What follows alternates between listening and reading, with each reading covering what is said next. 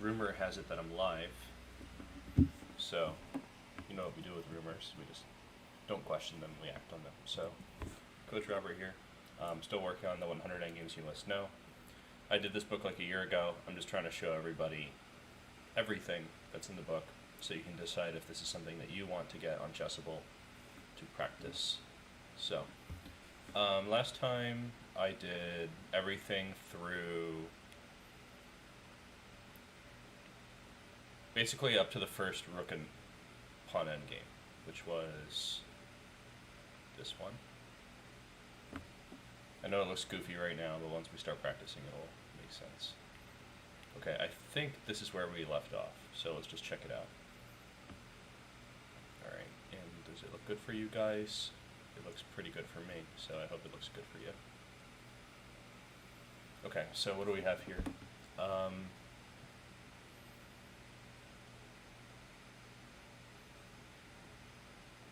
This looks like the kind of position where if I can get my king on a7, I would win the game. Because I would be able to move my rook, advance the pawn. That would be great. So, I think I can just walk over. But I usually just play very quickly and get the first one wrong. I mean, I am doing kind of a show and tell, so I don't care that much if I get it wrong, but I want to at least make a decent effort.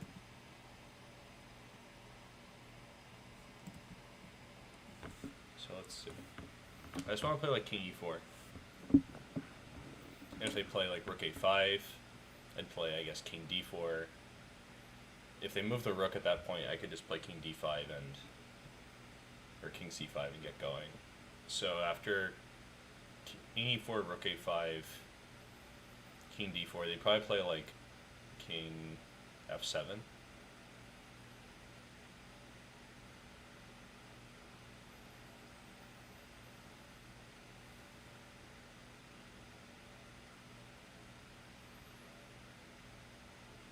If I play a7, I'm threatening rook h8.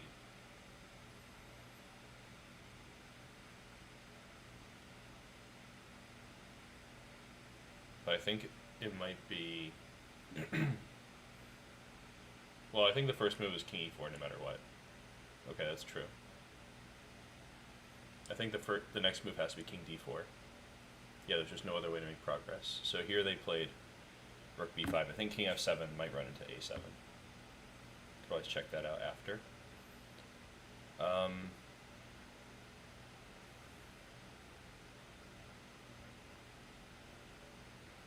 Do I play king c4 here? Maybe.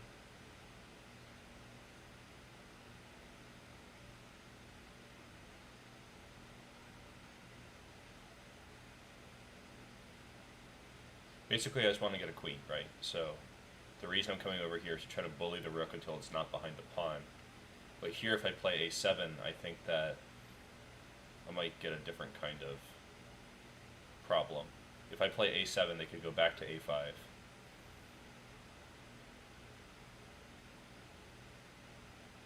And then I won't be able to play king a7 any time. So I think king c4 is the only move that makes sense here. Oh man, it was rook a7. I always forget this. I remember the last time I forgot this, but that doesn't really help very much. Oh, what a shame. That's my life.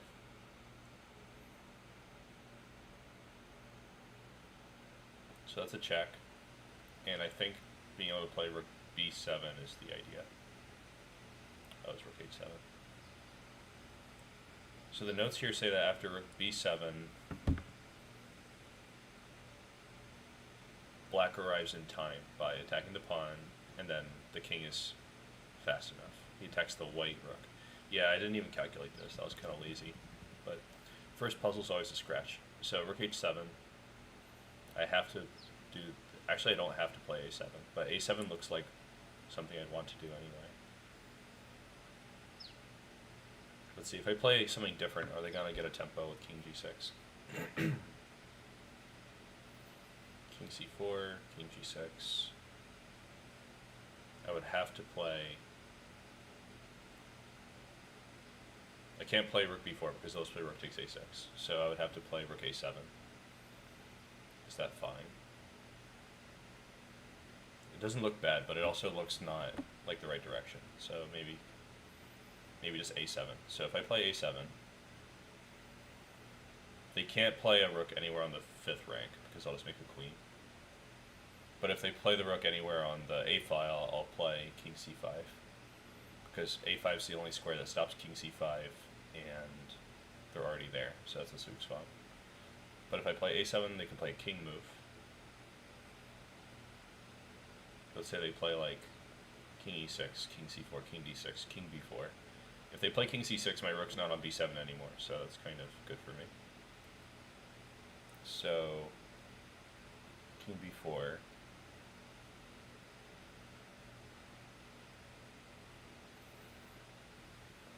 See, if I play king b4, rook a1, king b5, I think they could play rook b1 check and just start being annoying. Check, king a5, check, king b6. Okay, actually that's fine. Alternative, again, the curse of the alternate moves. This is probably my number one gripe with these chessable books, that there's a million alternative moves sometimes.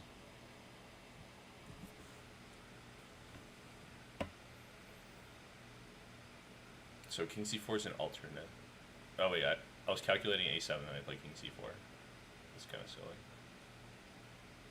I actually calculated that king c4 is not an alternate, so I feel like I need to check that out. So this was the variation I actually calculated before I sleepily played a stupid move. Okay. So the move that I missed here, that I should never forget ever again in my life, is rook a7. And this is kind of a standard maneuver. I've just never actually done it, so it's hard for me to remember it. Basically, we don't want the rook in front of the pawn. That's the problem with these kinds of positions. Like, it's good in front for a while. Usually the way you get the advantage like this is you just have to put the rook in front, like you take a free pawn or something. So you just have to deal with it, but it's not ideal. Okay, so that was good. First puzzle, made a mistake. Hopefully I will remember from now on to do this. Okay. So white wants to play some nonsense like king e6. But they can't play king e6 right this second.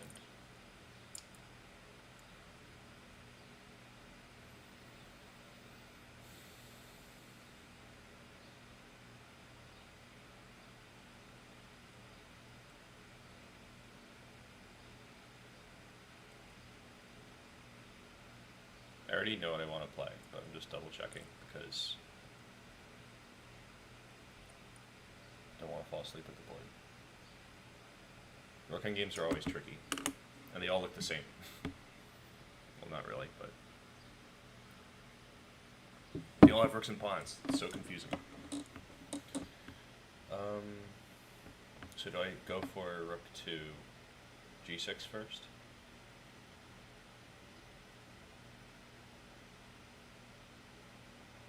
Yeah. And then I go back. And then I check. They didn't even try like a reasonable attempt at checkmating us. Okay, so this is the Philidor position. It's very famous. There's like 3 named Rooken games. It's Philidor, it's Lucena, and it's Vencura, or Vencura. So those are the 3 ones with names. And the rest of them are just pointless, nameless actors. We don't care about those extras. Just kidding, they're all important.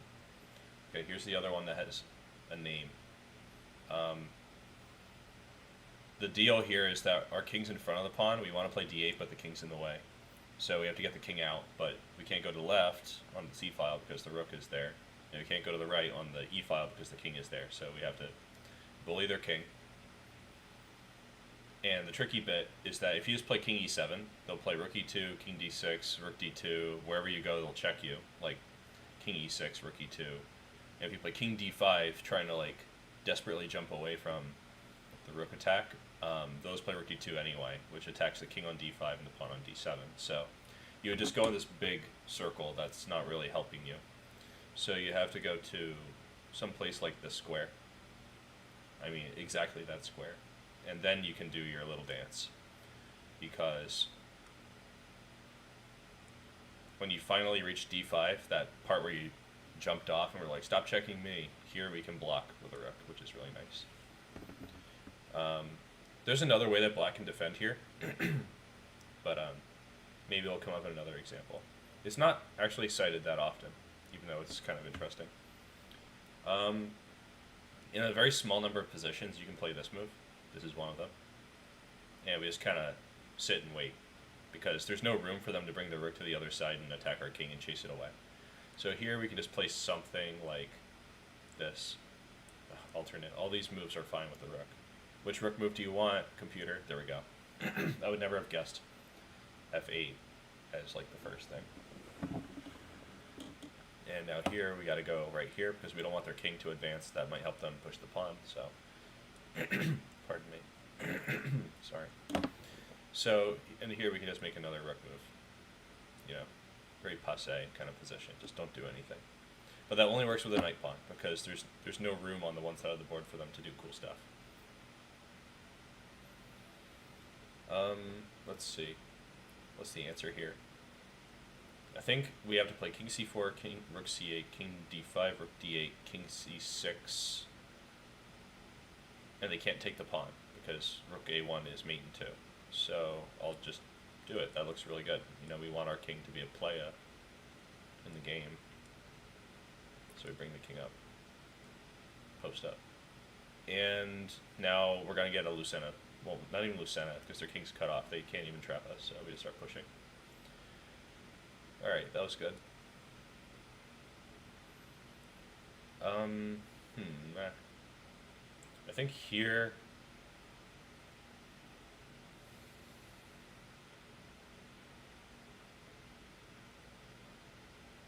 I could play rook b5 because if they trade, that's a winning king and pawn in game. Rook b5, rook takes, pawn takes, king d5, king b4, king d6, king a5, king c7, king a6, wins. So I could play rook b5 here. And then play king b4. I think that's what I want. So. Oh man. So I could just move the pawn. That's what they're saying. I don't think what I said was wrong. I guess it just wasn't right. Let's see, king b5, rook b8, king c6. Yeah, I can do this. Alternate move. Okay. Basically, I want to move the c-pawn. That's why rook h6 was my next idea. But I think what I chose is fine. If I miscalculated the king and pawn in game, that is embarrassing. So let's go back and see if I have reason for embarrassment.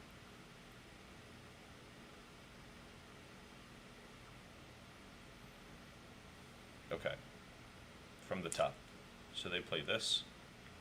I play this.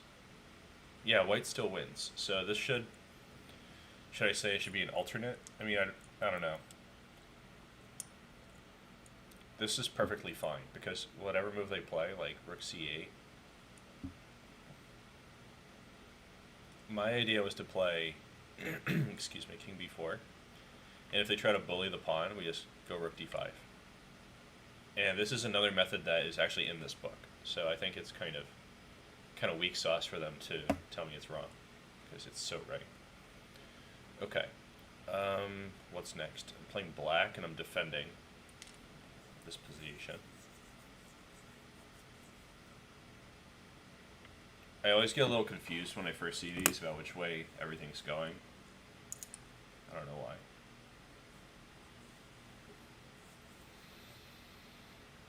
You'd think that I would like get a handle on that by now, but no. Let's see.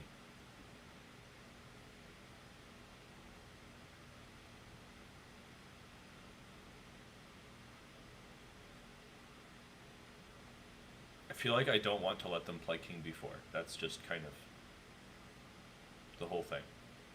So let's see, if I play rook b8 and they play like, I don't know, c5, I play king d5, they play c6, I play rook c8, I win the pawn. It's under attack twice, they can only defend it with the rook. So, that would be good.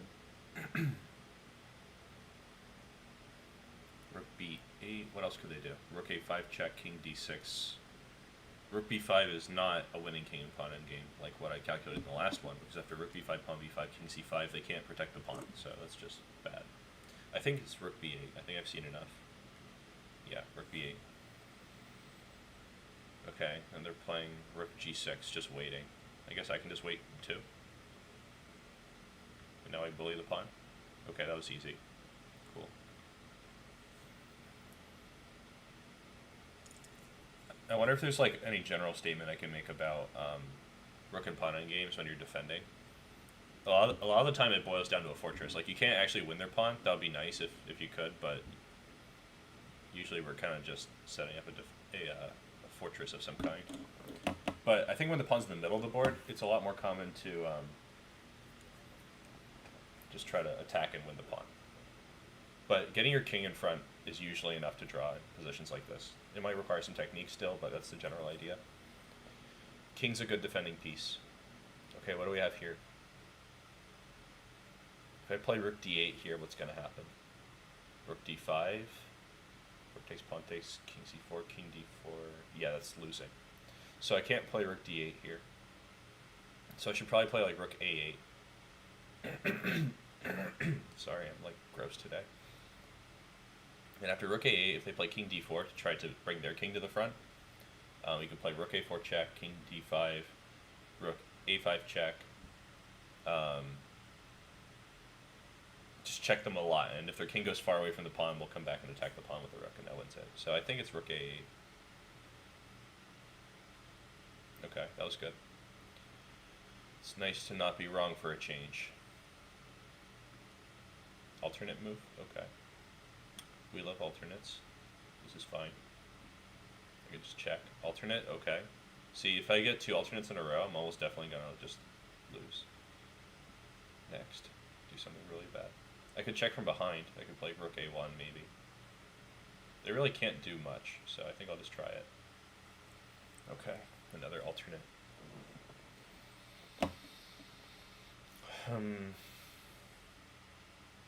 I don't really want to play rook b8 because after king d4, rook b4, king d5. Actually, yeah. King d5. Maybe that's okay. Rook b8.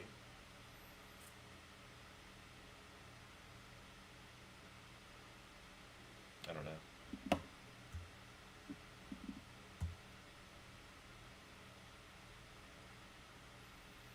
They're being very nitpicky. I already found 3 fine moves. I don't want to go back to d8 though, because I think rook d5 is very useful. Like rook d8, rook d5, rook a8, king d4. That just looks good, because there's no attack on the e-pawn. They can just do whatever.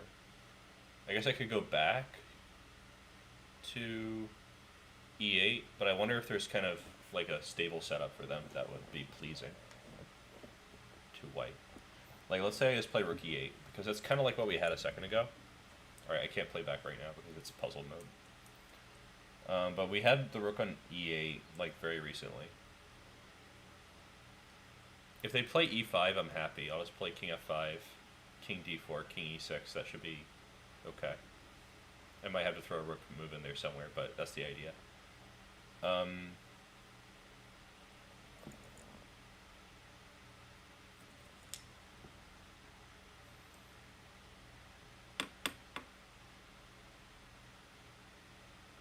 But after rook e8, they could maybe play something useful with their rook. Like maybe they could play rook to...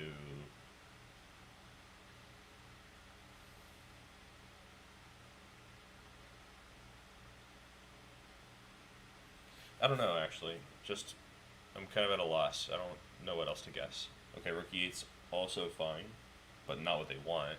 I'll try rook b8, because that was a move I calculated, but okay. That...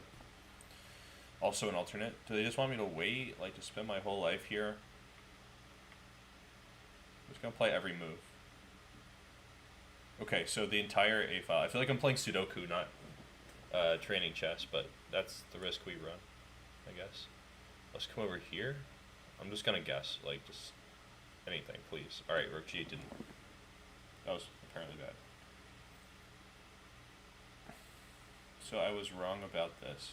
I thought Rook D5 was a big issue. Rook D5, Pawn D5, King F5, King D4. I can't even play King E6. I think I have to go back.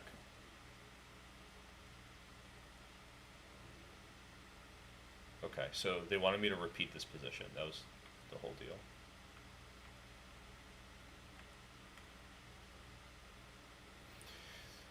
This is so annoying. Because I can almost guarantee they would like tell me I'm wrong if I played Rook D8 on the first move, which would be the exact same position if they played Rook D5. Actually, I wonder if... Let's check one thing. If I play Rook D8 here, can they play Rook F4? That might be kind of too crazy. Alright, hold on. Analysis board. That's what we need. Boom. Yeah, if I play this move, do they play Rook F4? No, it says this is still a draw. Like, Rook F4 is not a big deal. Okay, so I don't know what was up with this puzzle. That was a little too much. They should just give credit. Anyway,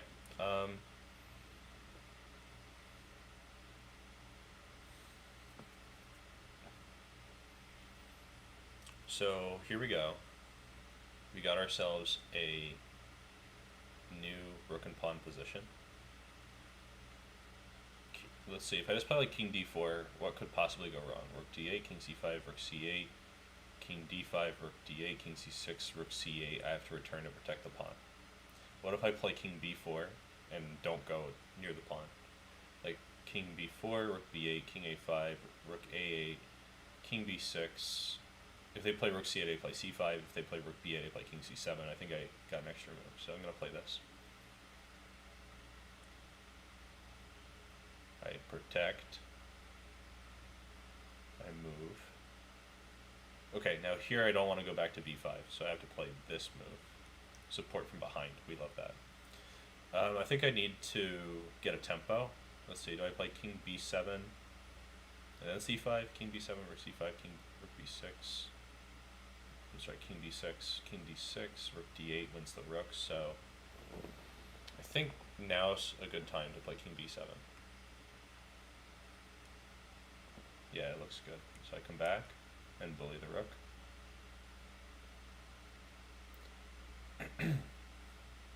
Are they getting anything after C5?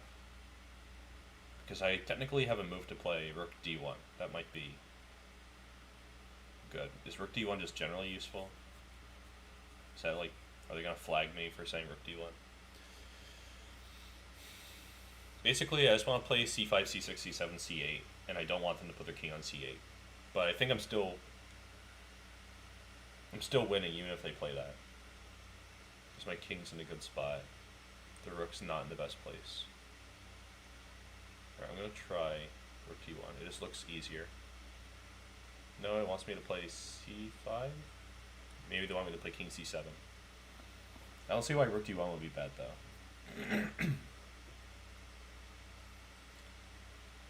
Probably, if you know like lots and lots of ideas for the rook and pawn endgames, this chapter is not that useful because it's kind of forcing you to do exactly what it wants. It's a little rigid, but overall I think this is a useful chapter, especially if you've never learned Philidor, Luceno, or Ventura positions. Okay, let's say I play C5 and they play King D7. I could play King B7, that's still winning, so I'm going to play this. Alternate. My sworn enemy. Well, like I said, the Philidor position is still losing here for black. So I could play C6, King C8, Rook G8, or whatever. I think that should be fun. So I'm just going to do it. Rook D1 here. Okay. For real? Come on, this is so much harder than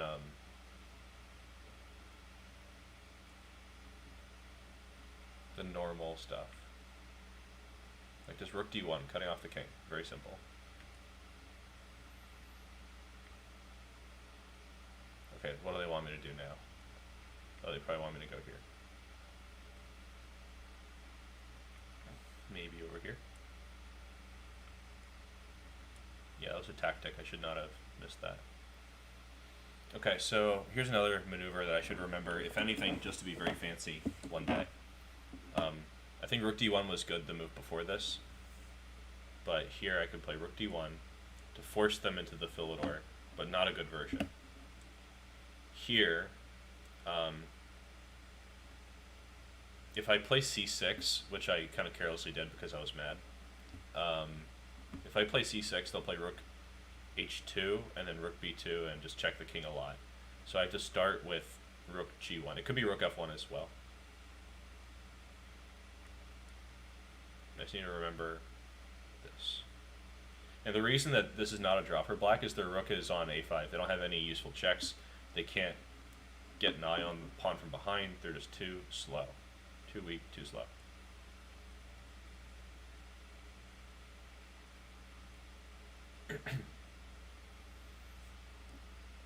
I remember not liking this one.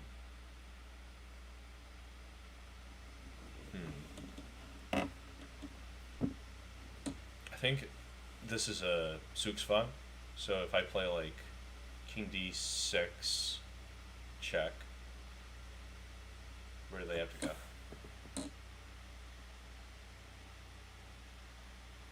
King d6, if they play king f6, I'll play rook f7, king g7, and then like rook f1. That should be winning.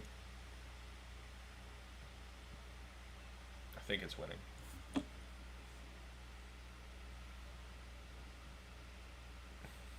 They have very limited room on the 8th rank. Jeez. So maybe I could also just drive their rook out.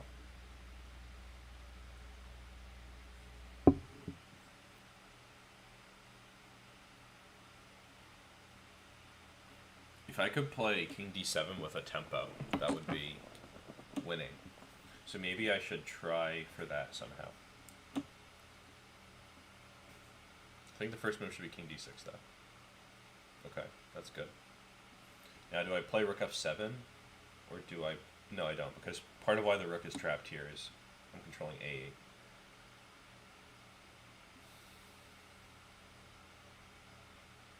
Alright, now I play king d7, which would force them to make a king move. Because I think if they play, like, rook h8, e7 is, like, easy winning. They would play king f7 to stop the promotion. I'd play, like, rook a1. I think that's just over. So I'm going to play this. Okay. So they went back. And if I play e7 here, I think they might be able to hold with king f7.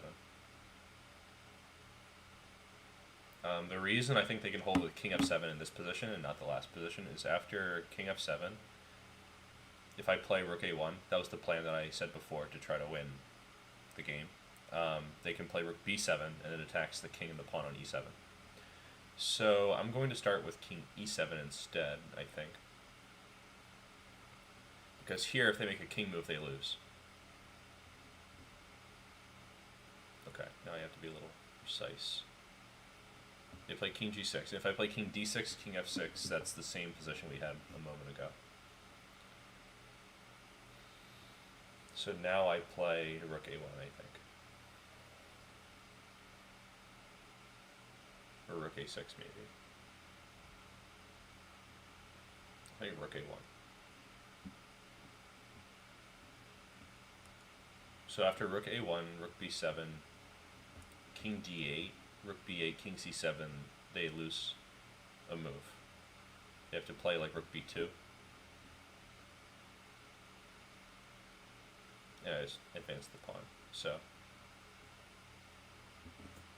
okay, I think I nailed this one. Pretty tricky puzzle though.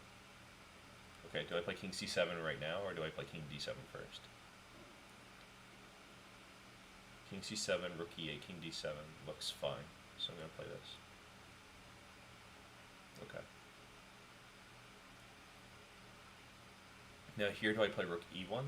Because I think they want to play rook e1. I think it's rook e1. Okay, and here I could probably get my king to e8, and then that's a Lucena.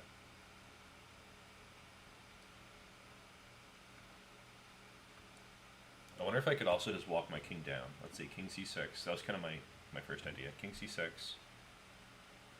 What do they do? Rook d8 maybe? e7, rook e8, king d7, king f7. That's losing. Let's see, if I just play king c6, what do they even do? King c6, king f6 maybe. Let's try it. You know, it's just a game. I don't care. Okay. King e8 is for sure winning. Just push the pawn. It's a loose end of position. But I was curious about king c6. Right here. Let's see if that's also winning.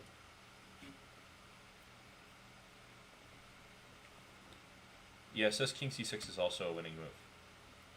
And my winning plan was just to walk the king down. Like this.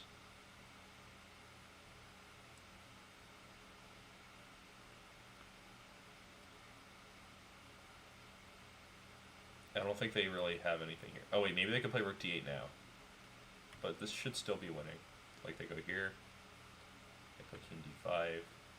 They can attack this, but I just protect it. I'm getting king d7. Could they have added one more move to, no, because, wait, hold on. Let's say they give me a check. I actually can't play king d3, so actually this is maybe important. I have to go back to d5. Okay, I guess king e8 is the only reasonable move. I'll eventually have to go back to e8, so it doesn't spoil anything, but it doesn't win either. Okay, that's interesting. So it turns out Lucena position is the only way to win. In that case. Okay, so this one looks like I'm playing black and I'm defending. Here they are threatening a7, but it's not that strong of a threat, is it? Well, in the Lucena, in this Ventura position, you usually want your king on one of these two squares. And you want your rook behind the pawn. But at some point you have to transfer your rook somewhere else. Oof, why does the arrow look that ugly? It's a weird arrow. I think I'll just start by getting my king to the good place. There's a critical moment when white is trying to bring their king to that spot, where you need to bring your rook to f6 so you can... This plan wasn't known until like a couple decades ago, I think. Maybe even more recently. But basically, white could win if they get their king on a7, and you need to be able to give checks from the side, but you don't want your king blocking you. So, and you also want your king to protect the rook when it's on f6. At least I think so. So here I could probably check them a bunch of times. I could play rook a3 check, king e4, rook a4 check, king d5, and then I could go for something like rook f4. But they also have this idea of playing rook a7 check, king wherever, and then rook just somewhere on the 7th rank, and they're advancing the pawn.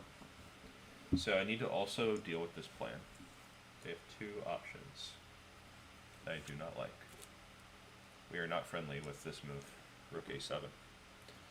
So I think that's why I have to give some checks here, so that you can't play that. So let's give one check. Oh man, it's dumb. I give the wrong check. So here I probably should I return, or should I play rook f6? Or rook f7? I think I should return, because that way they can't do something good there. Now here's rook f6. See, I knew this, but I didn't recognize it, so I clearly have to practice this more. I didn't know that this was the right timing for it. I thought we could like check them a couple times first.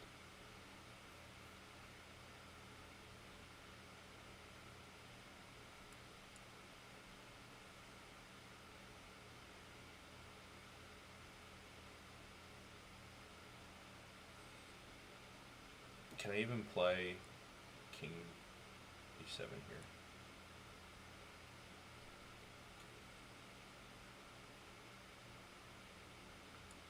feel like rook f7 is okay. I'm kind of just playing with this position now. But here I thought we would, I thought rook b6 was not good because it allowed rook a7, so we should check that out. Maybe I'll check one more time. No, I'll just go back to f6. Okay, I'm awake now. So we got to get on f6. That's a good spot. And here we're able to play rook b6, so let me just calculate this quickly. I didn't think I could play rook b6 here, even though it crossed my mind. Oh yeah, if the rook's on b6, it's the only square where it's not going to interfere with the king, and it also keeps an eye on the a6 pawn. So after rook b6, rook a7 check, king to, I guess, g8, rook, like, e7, the pawn is hanging, we can just take it, so that's why we go to b6. Okay. I need to check out what I was thinking, because I had some different thoughts about how to reach this position. Definitely wanted rook on f6, but I clearly butchered the execution. Why is it now that we do this maneuver? Okay, so let's see. So probably it's going to wax poetical about rook f6, but I want to see the sidelines. Alright, so they play king f3. This is... Here I tried to give a check. Let's see if it gives analysis for the check. No, it doesn't. Rook a3 check, king e4.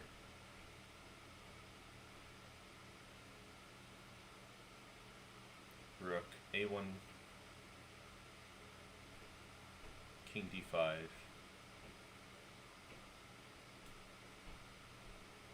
Rook f1. Rook a7. Yeah, okay, so here's the problem with my variation. So I thought I could give one extra check and then return to this plan. I remember there was a puzzle in this book that is like that, and so I got a little psyched out, I guess. In a real game, I'd probably just go straight to f6. So I thought that when I play rook a3, king e4, rook a1, king d5, rook f1, that I would be right as rain, and that I could, like, I don't know, make white commit to something. Very abstract, doesn't make sense. But the specific problem with this is that after rook a7 check, king, for example, g8, since my rook is on f1, it's not yet on f6, it's not attacking the pawn, so they can play a move like rook e7. And that's not good, we're losing. So that's why I had to get the rook on f6 right away. Okay. So let's see. This is playing black. And that's a pawn promoting on my side of the board. We do not like that. Let's see, if I do rook a1, it attacks the pawn.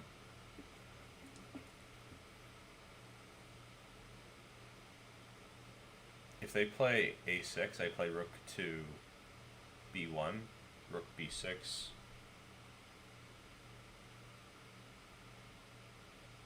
I'm actually losing there if I take, so.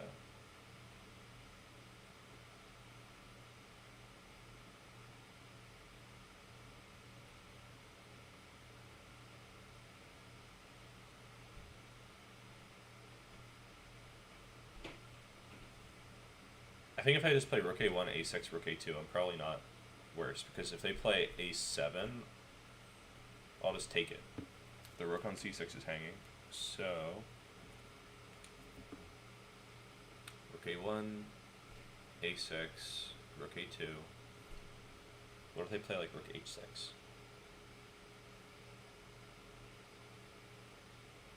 Then I check, they have to go in front of the pawn, I play king c7, and that's a draw. I think this is okay. Nope, not okay. I have to start with a check. No? Oh, rook c1. Checks from the side. I remember I did this one pretty easily, like last year, but I am messing up. That's okay. So if I do rook c8 and they play king d7, I'll just go back, rook c8, Rook b8. I play rook c7 again.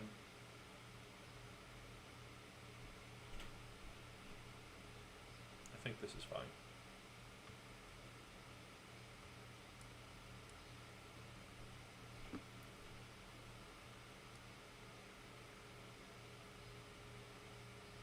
It's not stalemate. Hold on. Takes, king b8. Oh, it's not stalemate. Wow, what am I doing? Okay, that was dumb. Not that, things are dumb, just saying. I didn't like that. It was not good for me.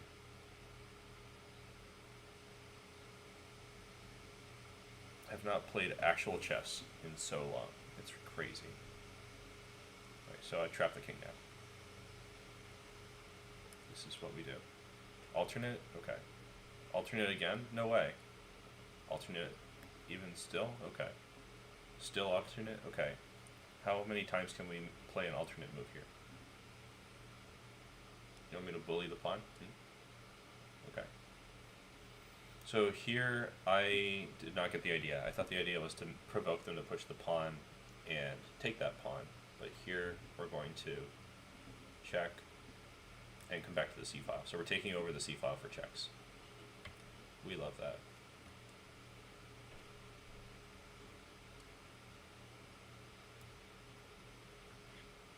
And this is with a rook pawn, so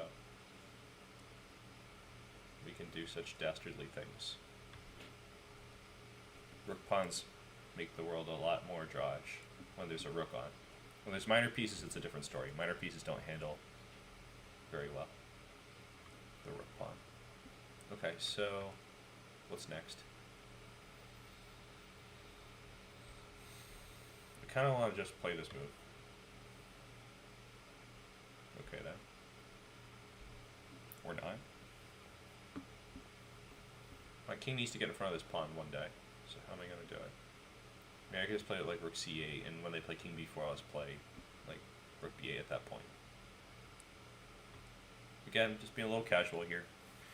I feel like I'm getting a little too serious and I'm going slowly. I want to show you guys more positions, so I'll just try to speed things up.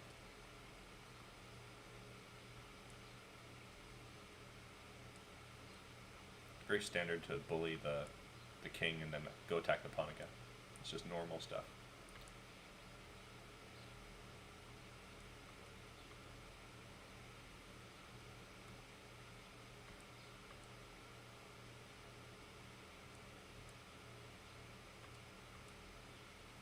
Alternate. This is the part where I get it wrong. Guaranteed. Here comes the blunder that you've all been waiting for.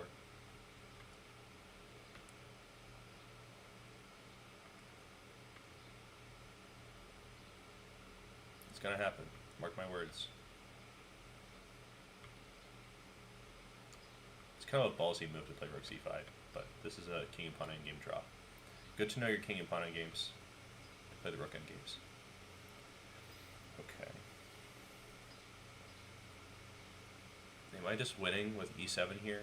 Is this some kind of peasant game or something?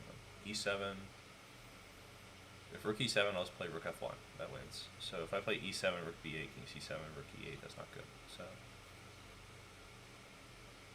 e7, rook b8, king d7.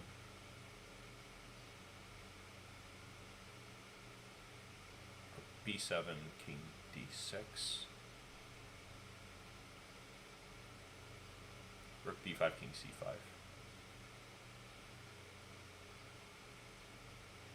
Well, I can just play this move. I'm just not going to question it too hard. Alternate here.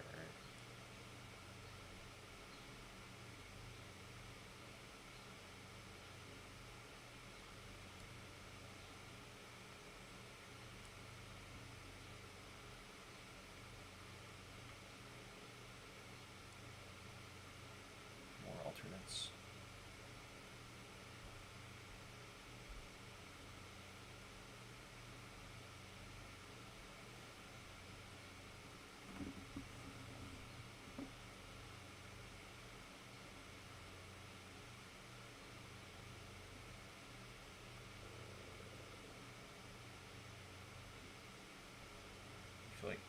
almost any move wins here. Which one do they want?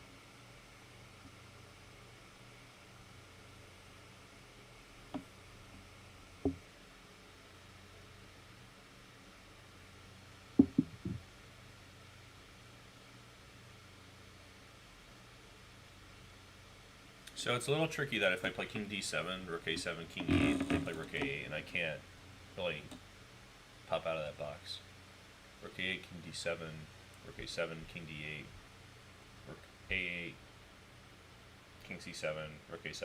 My pawn's hanging. I can't do that. So if I play like rook e1, they play king f7. It's not good.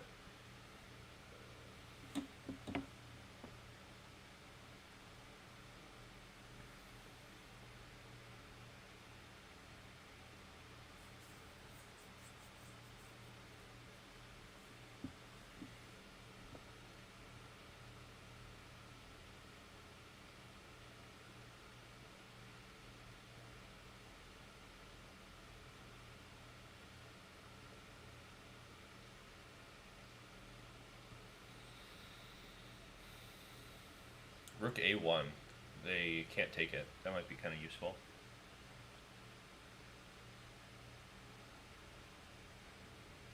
If they take it, I make a queen. So rook a1, rook e8, king d7, king f7, rook f1 wins. What about rook a1, rook h8? King d7 should win. There's no checks. So it's rook a1.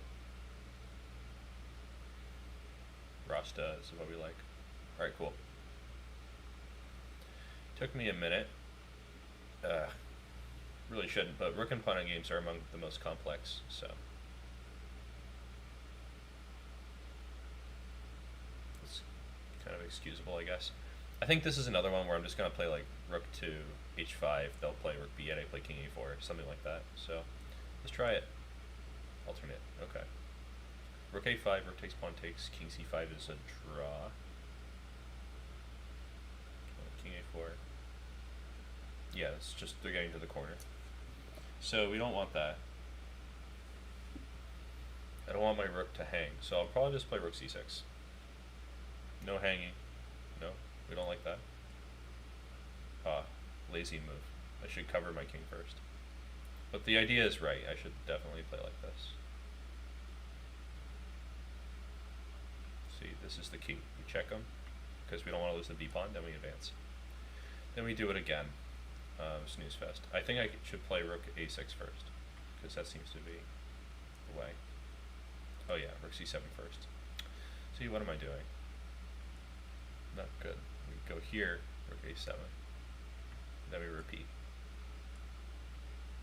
My brain function is definitely declining from all this like being inside and not actually doing anything. Okay, so here I have to cover up my king, because if I don't, I play king a4. They will play rook a8, king b5, rook b8. Well, is that really a big deal? Is king a4 also winning? King a4, rook a8, king b5, rook b8. I thought rook b6 here might not be good. Rook b6, rook takes, king takes. But after king c4, b5 is just winning. So, what is the problem with king a4? King a4, rook a8, king b5, rook b8, rook b6.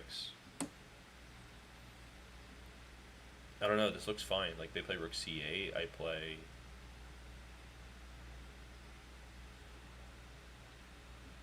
I could even just play rook c6 in that position. I think king a4 is also winning. Let's check it out with the computer after. I don't want to analyze for 10 years. So, gotta go there. So we cover up the king. We don't forget to just do what we did before in this position. It's the same thing. We just repeat it until we're at the end. Even if the board was like a mile long, you would just keep doing this and eventually you'd get there. Okay, so the thing I was wondering is, can we play king a4 in this position? So this king a4 is winning, but maybe it's like you have to repeat the position. Let's say they just check you. check you again.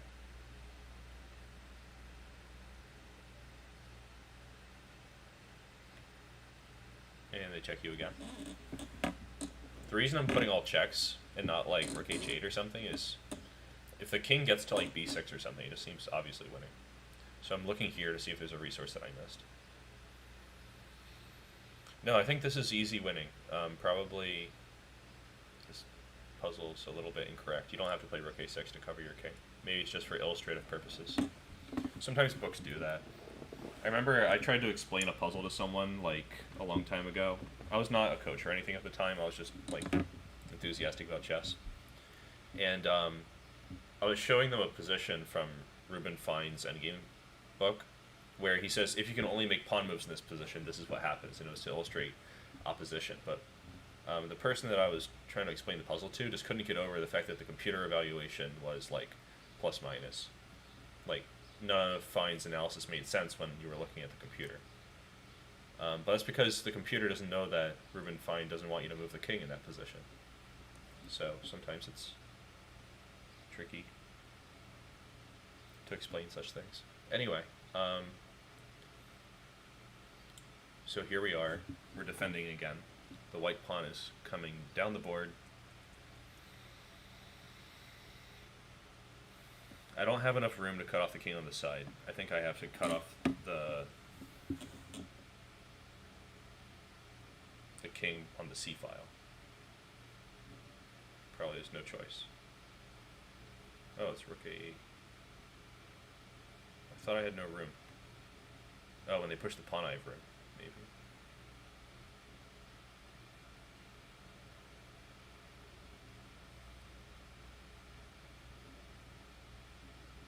I think I was a little hasty and narrow-minded on this one.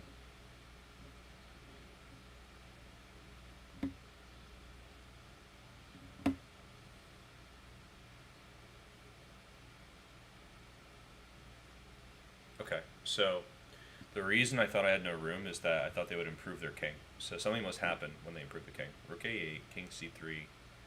Well, they actually can't leave the pawn. That's just, it's simple, and I just didn't look. Rook a3. If they play king b4, I just take the pawn. So they have to play like king c4, and that gives me the opportunity to play king e3. I think that's, yeah, that's just good. So I didn't think at all here. So I keep trying to do that. So I need to make some more room. So we do this. We bully the rook. So the pawn's more vulnerable. That way they can't get the rook behind the pawn when we force it to advance. Boom, boom. Okay. Next. Long side. Playing black.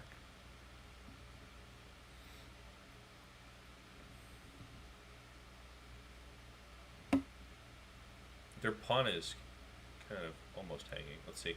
If I play like rook a1, I'm sorry, rook a8, king d7, rook a7, they have to play like king d8, because if they play king c6 or something, I take the pawn. So they'd play king d8, rook a8, king c7, rook a7, they have to go back and defend the pawn. There's a little bit more calculation there involving king d6, but let's just start. We have a lot of room on this side. Oops, I did not mean to highlight everything. There we go.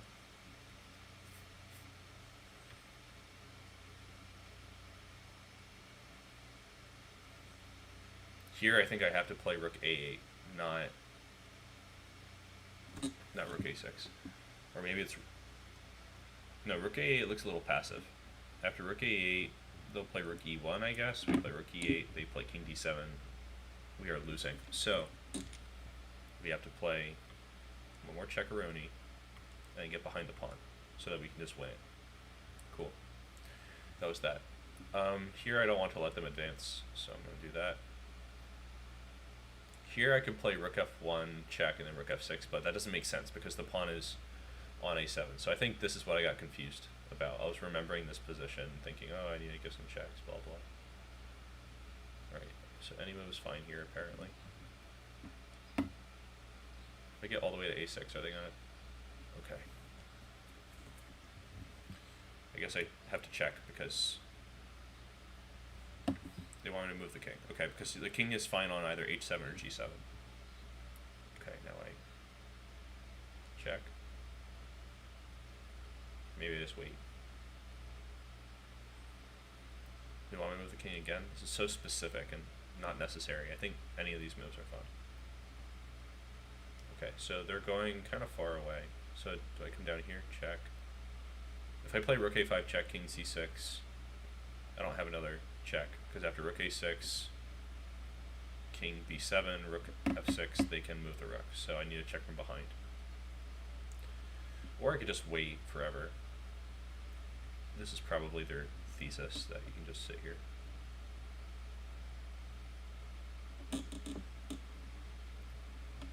Killing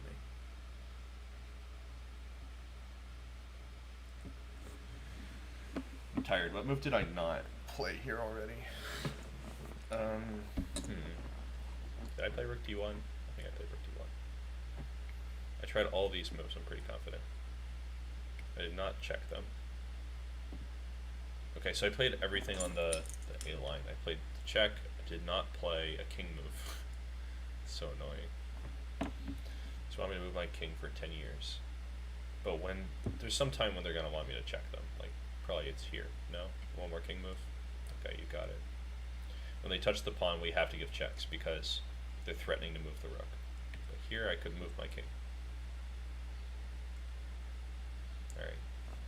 A little bit of psychology with the book author there. Like, which of a million ways to defend do you want me to do? Okay. So here if I take and play king f6, they play e7 and win, so I can't do that. So here do I play rook e7 check? I feel like they need to control the 8th rank here. So if I play like rook a7 check, rook d7, and then rook back to a8, that should be a-okay. Because they can't control the 8th rank then. It'll just be a repetition. And if they play like, let's see, rook a7, rook d7, rook a8. If they play like king d6, I play king f8.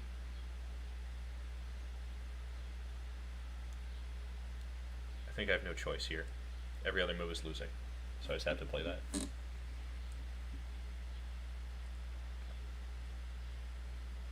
Okay, so rook d6 is kind of tricky because if I play rook a7 check, they will play king e8, and I think that's winning for white.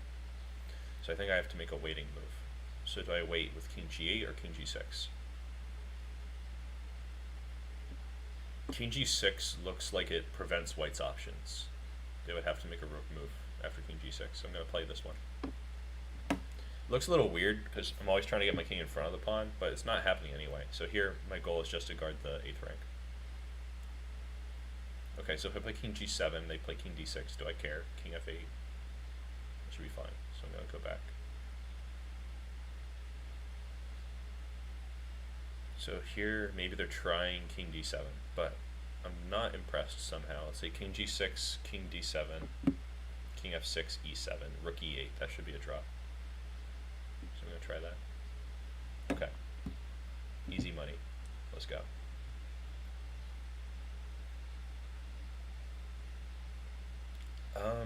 This one, I think there's more than one way to win. 1, 2, 3. Yeah, I could play rook c2, or I could play rook h2. I think I'll choose this one, just for fun. Ugh, alternate. Okay, I have to go this way, apparently. It takes a little bit longer to actually get there, but the key here is that I get a tempo. I attack their rook, they have to move the rook, and that's good for me. Because now I can play king b7, and this is where the real fun begins. Because I have to choose between king a6 and king c8. And each one has some apparent downsides, and you have to calculate through it. So after king a6, we are threatening to promote, but they'll play rook a1 check, and king b6, and rook b1 check, and king a5, and then rook a1 check, and you have to go back to b6. So you do not get your queen. So you have to go this way. But you can't just play this move by elimination, because after rook c1 check, king d8, it's not really obvious that you're okay because they're threatening mate. If we make a queen, they checkmate. So we have to play this and this, and we should be fine now. I think rook c8 is the precise move. If we make a queen here, they take it, so I think we have to play this. Yeah. And we just sachet to victory. Okay.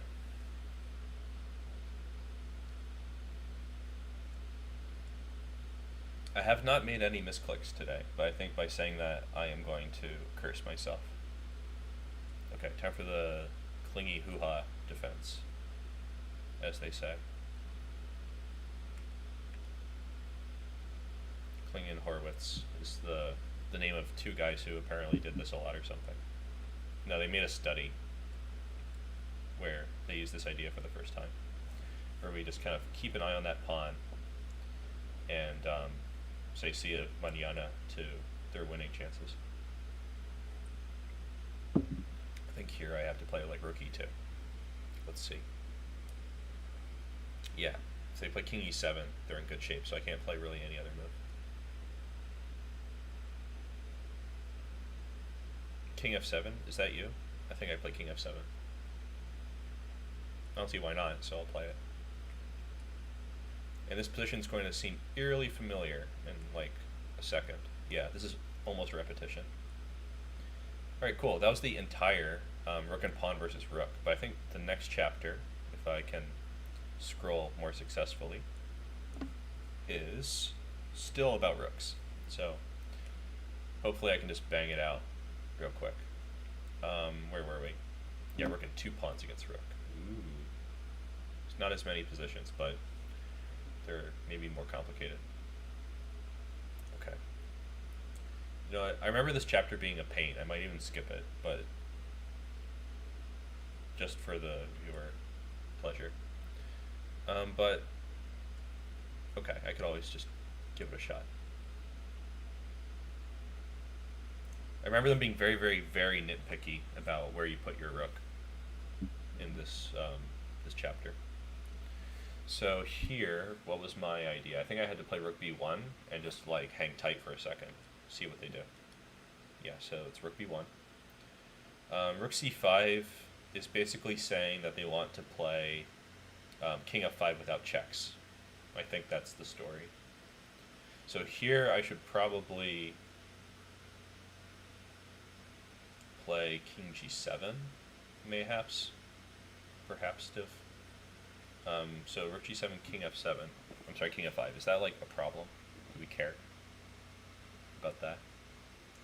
King g7, king f5, maybe like rook a1. What do they do? I feel like I'm holding, so I'm going to try king g7 as an alternate. I'm going to try this rook move then. Okay, both alternates.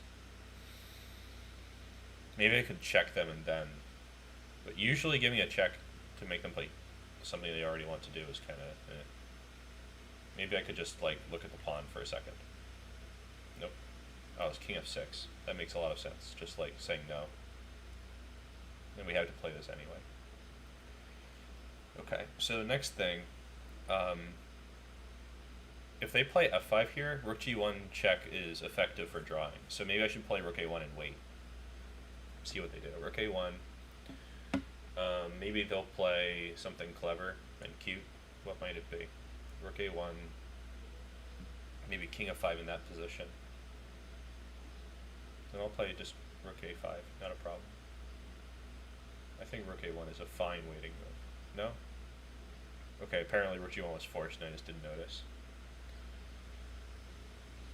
What were they threatening? Maybe it was rook c7. We'll come back to that. Again, just kind of speeding through these for funsies. Do I play king h7 or king f7? King f7 is more intuitive. I think it's actually king h7. No, rook a1 now. Cool.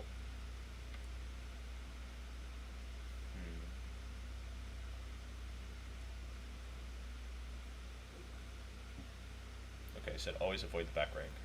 That's not true in all rook and pawn games, but I guess in this one it's true. If I take the pawn, I get checkmated. I seem to remember this part just a little bit. I have to keep an eye on this pawn, maybe? No, just a waiting move. This is a really hard one, just in general. Like, this puzzle alone is going to decrease my accuracy by like 5% for the whole set that I've done. So, whenever they have the split H and F pawns or some symmetry of this, it's there's a high chance of a draw because there's a lot of stalemate tricks, but you have to get them to advance the pawns a lot more. So I guess this is why there were a lot of waiting moves and I just didn't wait. Here I played Rook A1 trying to wait, and it said that Rook G1 was forced, I think. No, okay, so I'm not even remembering what happened. First it was King F6 just to like give them a hard time. Then this move was forced, apparently. Then I played the corner. I attacked the pawn because I guess this is the best way to harass them. And here we wait. Okay, so I can remember that, but if I want to understand it, I have to figure out why Rook G1 was forced. I think that's the key. King F6 is just good practically. We just make them do more work to get what they want. They get it anyway, but make it harder. Okay, now here, go in the corner, attack the pawn, play a waiting move. Harass them. It was forced to do this. Go in the corner, play a waiting move. After I save my king. Okay, so the issue will be revealed, no doubt, in the notation. So they made this maybe even more chaotic than it has to be. Apparently this is from a model game. It's Gligorich versus Smyslov. I did not know that. Well, I probably knew it at some point and I forgot. After all, I've done this position at least 8 times. Like last year. Anyway.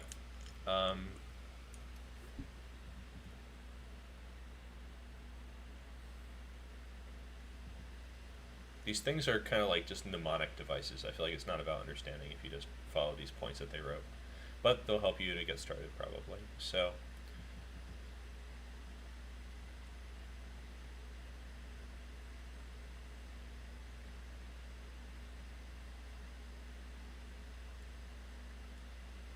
usually you want to keep the king a little centralized, which is why King F7. That was not a problem for me. Rook G5 is making our rook leave the good defensive position, so we have to go all the way back. That was not a problem. So I guess because, just as a general thing, since our defensive resources are like stalemate and checks from behind and checks from the side, the rook has to stay flexible so it can accomplish both of those tasks. That's why I'm kind of not concerned about the waiting moves in the corner. Those make a lot of sense to me.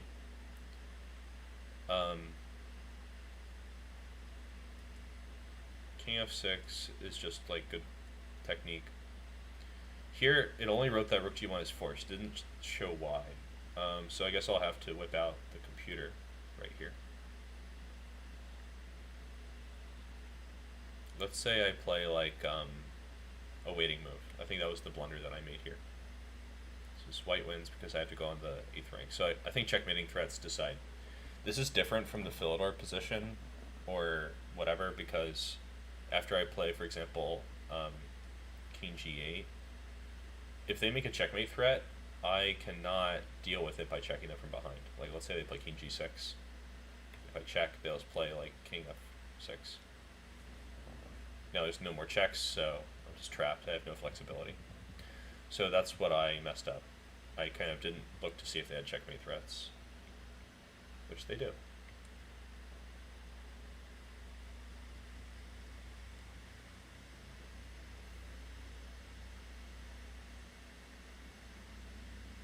I think we want to do that. No? Okay. Maybe keep an eye on the pawn. I'm going to get this wrong. Maybe keep an eye on the pawn this way? No. Waiting. Apparently we just wait.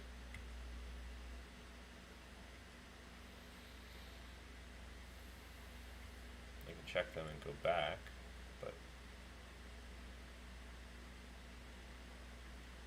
I think here I can take the pawn. I take it and then come back.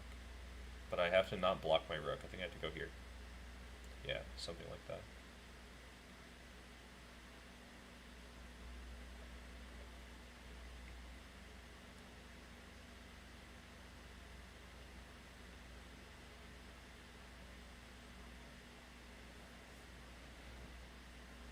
But it told me that was an alternate, so I'm confused. I played rook g7. That was why I played king h7.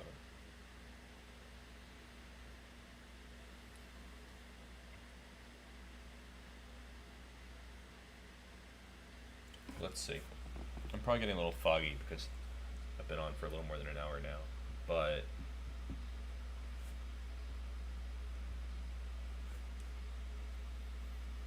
okay, just need to get a little freshness going here. If I just play, if I play like king g8, it will just play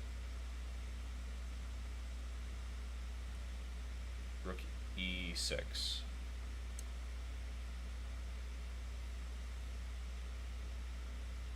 Maybe it's not lost. Rook e6, rook g7, king f6. No, the pawn's on f6. No, I can't play rook g7, the pawn just taken.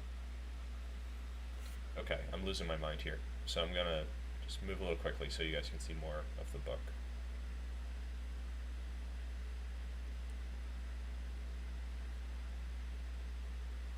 I just don't want to let them play f6 like that. I'm gonna go here. It's terrible. Alright, it was the check, after all.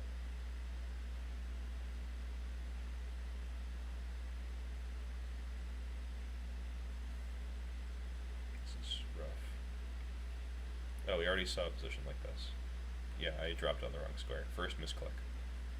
We had a position just like that a second ago. Oh wait, I have to avoid the checks. Oh,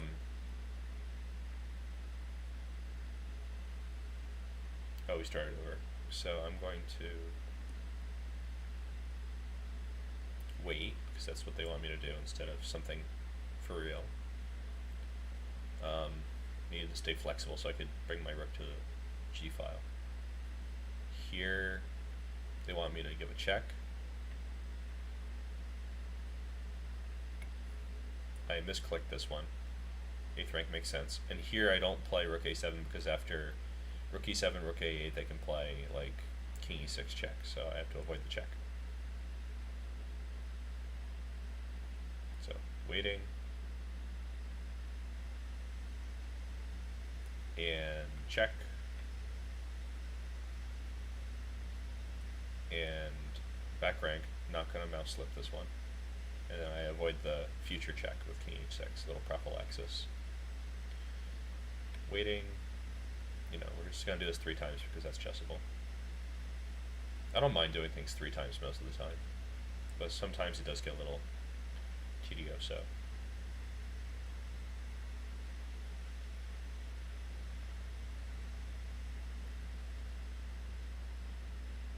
Okay, rook b7 now. Doubled pawns.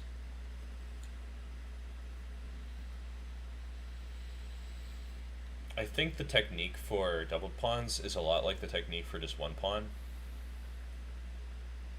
except you don't have the Klingon-Harwitz defensive options. So that means I need to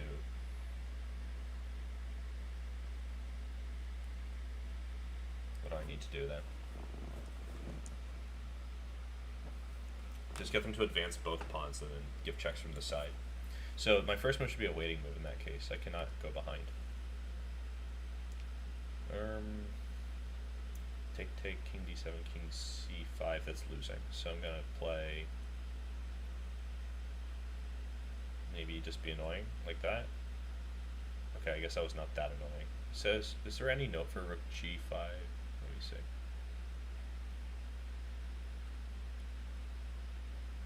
does not mention Rook G5. I think Rook G5 is probably fine. Alright, now we check. No? Okay. Keep randomly highlighting things. It's annoying. Okay, so apparently the King D5 move is not an issue like I thought it would be.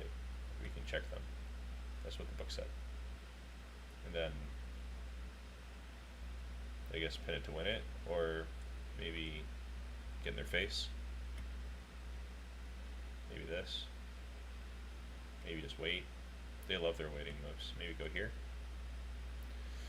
Let's get a little tedious. Another waiting move. How about another waiting move? Okay. I can wait all day. Seriously. Okay, and now we're going to go into stalemate territory, I think.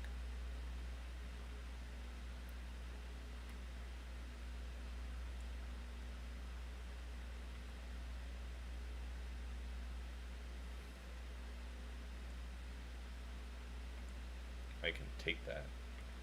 Yes, give it to me. Okay. So for this one, they didn't like Rook G5, but they didn't mention Rook G5 either in the notes, so I'm just going to let that one go. That's a casualty of war. We don't care. It's okay. So I'm just going to go all the way back. Wait, what move do they want me to play here? Oh yeah, they want me to bully the pawn first. Then they move, and then I go all the way back. Doesn't really matter. Bully the pawn. Get it back now. Okay. This time we have to win, looks like, with the splitsies pawns. I think the reason this one is winning is that the bishop pawn has not advanced too far. I think that's kind of the way to remember it. So I'm going to get in front. That's what we like to do. Let's see, if I play h7, this might create stalemate issues. But if they take it, I take and play king f7, that's winning. So I might want to be a little sensitive about that. So h7, king h8 would be the move. Not king f8, because there's rook b8 checkmate. So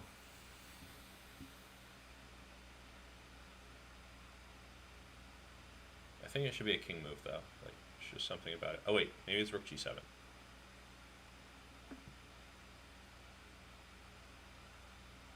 think it's rook g7. Because I think I'm going to get a tempo here at some point.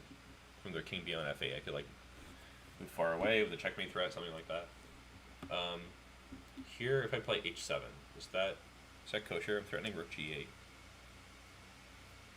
So if I play h7 and they play rook h6 and I play rook g6 and they take the pawn, that's not good. So if I play h7, rook h6, king g5, is that fine? No, they'll play king takes g7.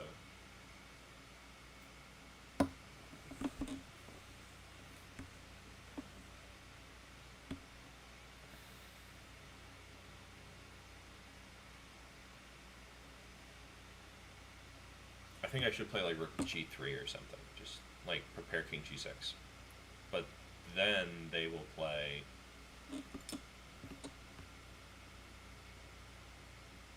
rook takes h6. So I think I should play rook g6 here. Oh, that's simpler. That's a real lame thing on my part. Okay, rook g5 looks fine here. No, not rook g5. I'm gonna do this.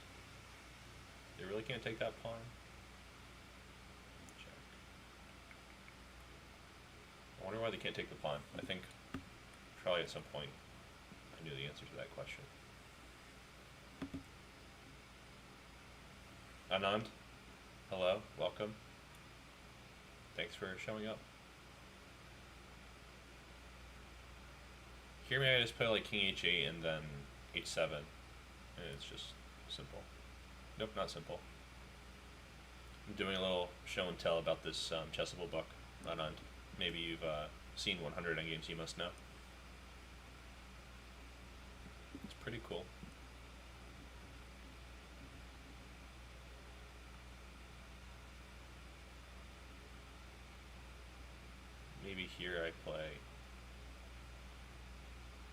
g7 again.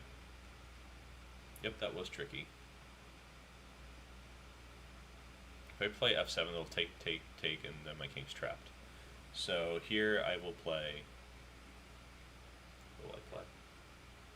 You know how to ladder checkmate? There's more endgames there. But ladder checkmate is a good place to start. I like how the ladder checkmate, people always call it something different. Like, I like to call it lawnmower checkmate, because I like to imagine that the rooks are like lawnmowers, and they're gonna mow the lawn, they're all chasing the king on the lawn. It's just like a really weird thing to remember for me. But some people call it like the rook roller checkmate. I think that's what they call it on Chess Kid. There's a ladder checkmate where you say like the rooks are climbing a ladder or something. I don't really like that one that much because people have a hard time imagining climbing the ladder somehow. So it's not that good for teaching, in my experience. It's just the part where I just play king g6 and like run away. I think I do. Okay. This one was tricky for me too. All these, maybe I should actually practice these when I'm done, like f and h pawn.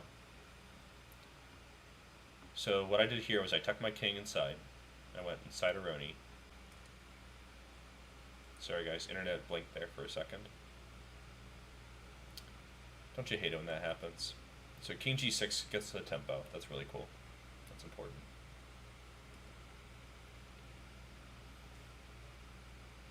I'll just message the chat.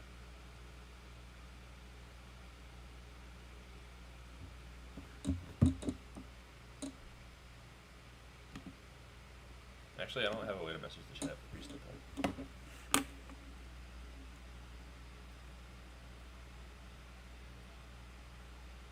I'm logged in on the wrong account on my phone. Oh well. Okay, I'll show you after I finish the repetition why they can't take on f5. That's a very reasonable question. Okay, so let me repeat these a couple times and then I will get right to it. Yeah, I thought they couldn't take on f5 either, but it's a little bit of a naive thing.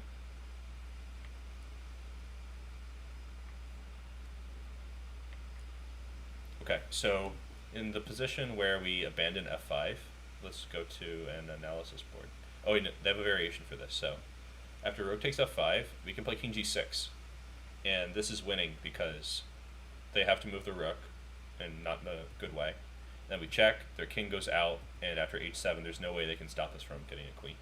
This is pretty standard. So once I saw king g6, I understood why I got it wrong, and when I thought they could just take on f5. But yeah, good question.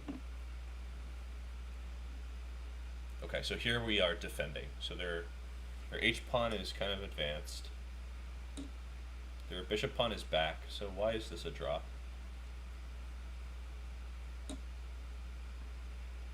If I trade rooks and they play f takes g5, it becomes like a new puzzle for white to win, but it is still winning. So I don't really want to change the pawn structure. Here, if I play like king f6, they'll play h7, and that's just, I think h7 is just good here. Oh, so the thing is, white's king is not in the game yet. I think that's why it might still be a draw. Their king needs to be like in front of the pawn, like what we did in the last example. So, what do we do here?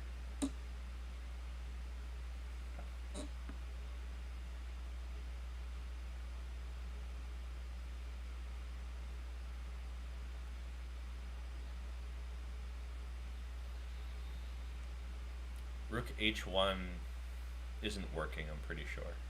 Because after like rook h5, rook g1, king f5, their king is getting involved somehow. What's the answer here? It could be, maybe it's king f6. Like king f6, they play, I don't know, rook h5 trying to push the pawn.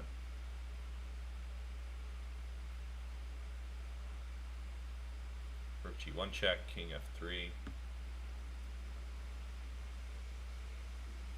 No, I think that's losing actually. So rook h5 is a serious move, maybe, if my king's on f6. If they play rook h5 in one move, I will probably play just king g8. And king h8.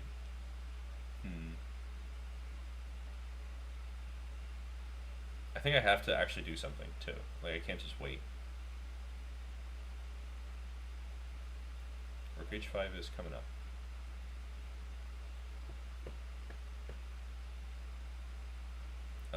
Rook g1, if they play king f5, I could play rook h5. That seems kind of reasonable. Rook g7 check, king f8.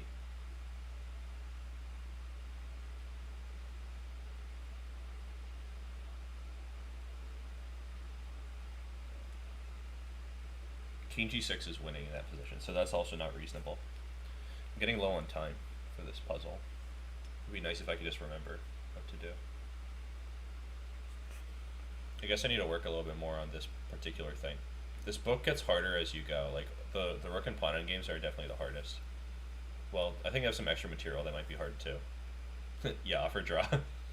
I never offer a draw though. Like, only to mess with people that I know will never accept a draw. They sometimes offer, but okay. Maybe I have to just get in front. Like, no, it's too passive. It made no sense. Of course, it's a waiting move. They always want me to play a waiting move. Okay, so here it says rook a1. If the king crosses f5, we can still give checks. We have to wait until the pawn reaches the 7th rank. So it's actually right that this is not yet a draw. But I guess we still need to know the defensive procedure before it's a draw. I just thought everything was losing and got confused. So they want rook a1. Well, maybe this is still a draw. It's just not obvious to me. Yeah, the variation for rook g1 is what I told. And that's all that they really give. So, okay, we're going to start with a waiting move. I think king f6 is active. We don't really want to play king f8 if we can help it.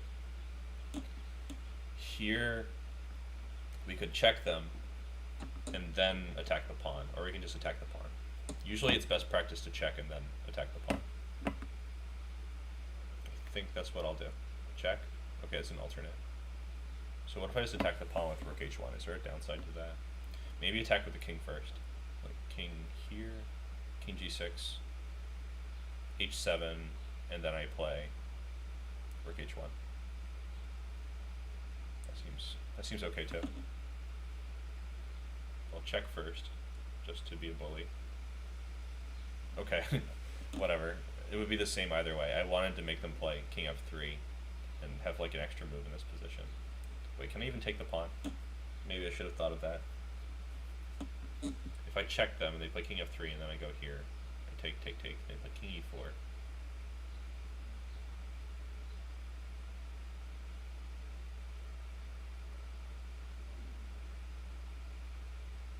King g6.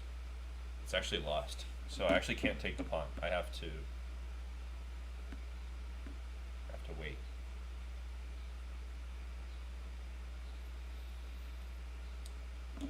It's kind of a pain. I think I'll check like this. Oh, this is a fortress draw. So I'm gonna just blockade the f pawn. I wonder if my idea worked too. I was gonna just check them. So we go back now.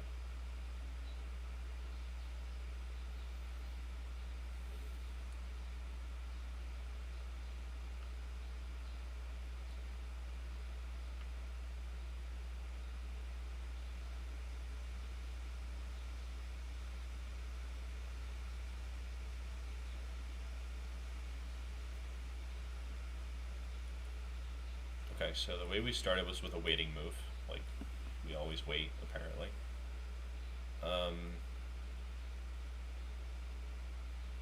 Here I did not give a check, I just directly went for the pawn. I don't think it's actually any difference. Then we're doing a fortress, we're not trying to play waiting moves here, although that's probably also fine.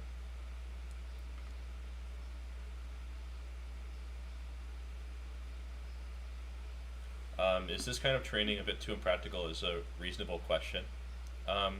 What other method do we have for training in chess, though? I don't think it's impractical. I mean, it depends on what results you want to get. Like, if you think it's too much of an investment of time, that might be fair. It depends on where you stand right now in chess and how far you want to go. But if you want to, I'm pretty confident that I could play some things like this in a real game, but of course it's hard to maintain your mental state, right? Like even if you've seen it, yeah, it can be hard to bring yourself to play it. So you have to do this many times. Like I already did this 8 times, but it's been a year since I last looked at it, which is why I'm failing. But still, this is just how you train certain kinds of things in chess. Like for openings, you have to drill them repeatedly. At least that's my understanding. For endgames, you should treat it just like your openings, where you drill it so many times that you'll remember it for a long time, and hopefully you'll develop an understanding where you can do it less often. But at a high level, games are often decided by things like this. I remember recently, well, not recently, but there was a game, I think it was Nakamura against Gawain Jones, maybe, where their game came down to one of these theoretical positions, and I think Nakamura choked. Like, he just didn't remember the idea, and so he was not able to win a winning position, which is pretty rough, right? It's really hard to get a winning position against someone who's like really good at chess. So is it impractical? It depends on if your games come down to positions like this. I know my games often do. In 3 major events, I was able to win drawn rook end games because I've trained things like this a lot.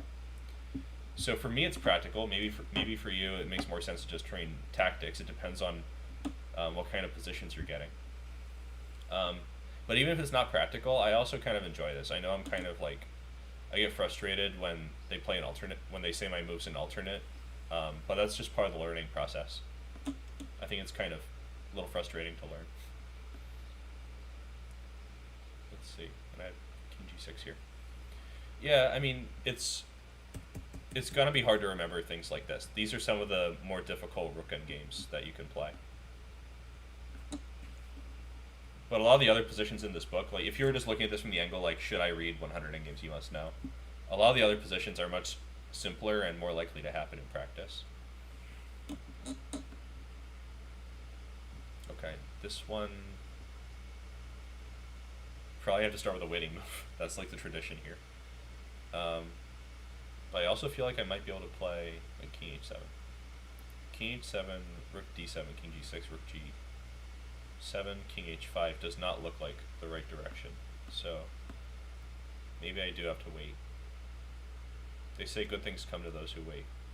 Yes. Actually, I've only done this position 6 times, like this whole chapter. So it also kind of makes sense that I'm getting these wrong. I've not seen them that many times.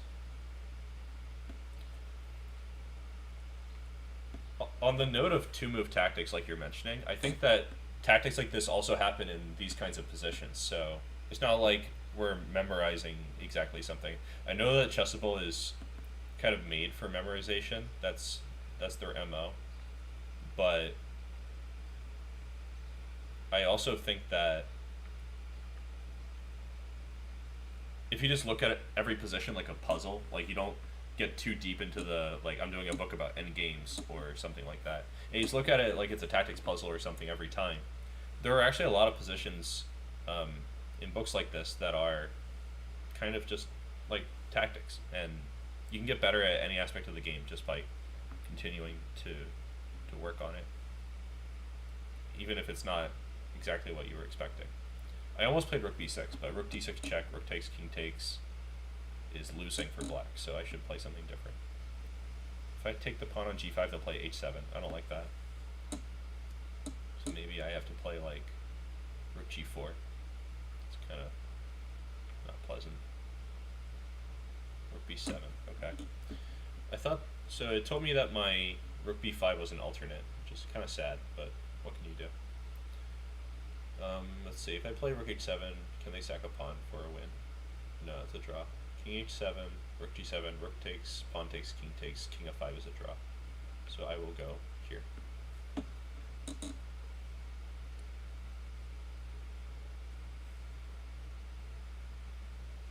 I have to go back. Pretty confident. And I could probably check them again. And then go back. Okay, so that was it. I got a little ambitious with rook b5, that was an alternate, and then I got mad and played something dumb. So, rook b7. We're going to have a fortress against the connected pawns. The king and pawn endgame here is not a draw. That's very important.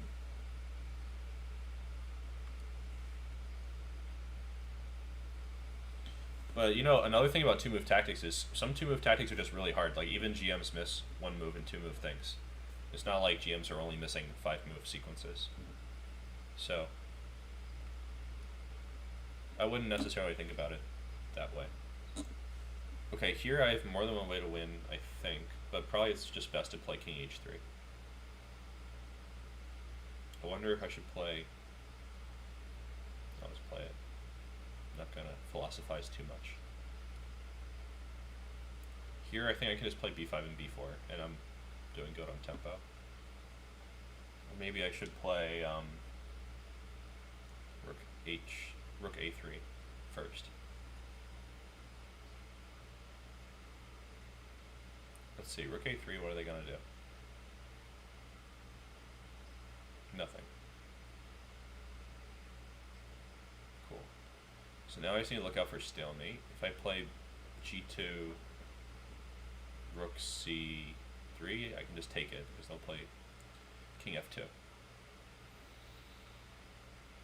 But I could also just force the king and pawn endgame with rook f3. I think that's fine. Okay, I think any move is winning here. I'll just play them, whatever they want.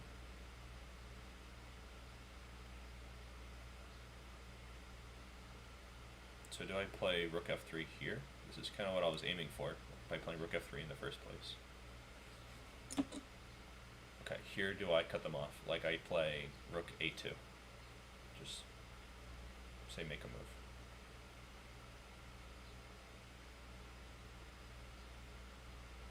Let's see, rook a2, let's say they wait, and then I play rook h2 and they wait again, and I play b2 and I'm threatening rook h1. They would give me a check, like maybe rook b3 check.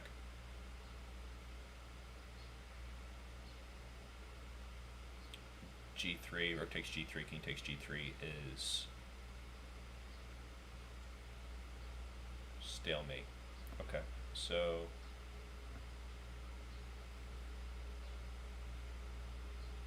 I kind of like just playing rook f3. They would play a waiting move. g2, they play a waiting move.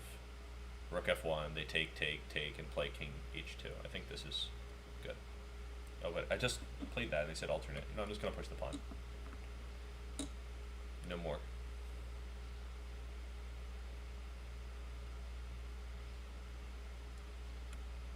Wow, there's so many ways that I could have gotten this position, and they wanted only this move order. I'm glad they didn't make me check me with a queen. Alright, so here they wanted me to just throw the pawn up the board, right? Okay, let's see. Anand, I think before you start that training, you should watch my video about visualization. It's probably my most viewed video. It's got like 30,000 views or something. I explain exactly what I think about visualization exercises and give a bunch of recommendations. So if you watch that short video, I think it'll help you just decide how to go about it so that it's actually beneficial for you. Okay, this one I'm in check, so I need to save my king. This much I know after like almost 11 years of chess.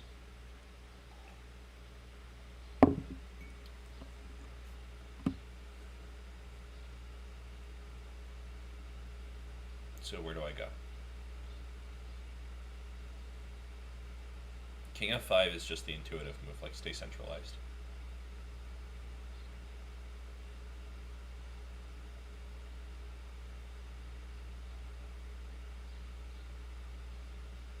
I'm just gonna play it. I don't want to think too hard. I'm tired of sucking at chess too. But the thing is, chess is like infinitely hard. No matter how good you get, you're always gonna feel like you suck.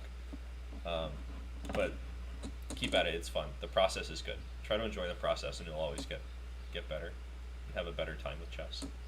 I'm tired of not playing tournaments. I'm tired of not having any actual game.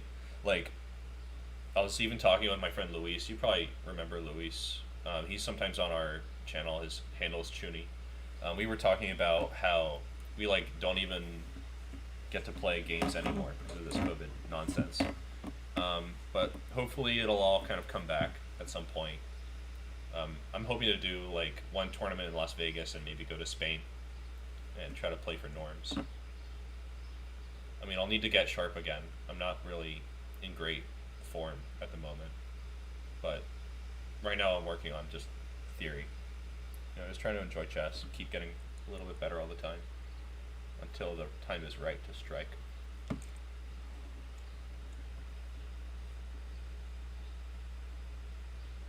Let's see. Right, so about this chess. Where do I go next?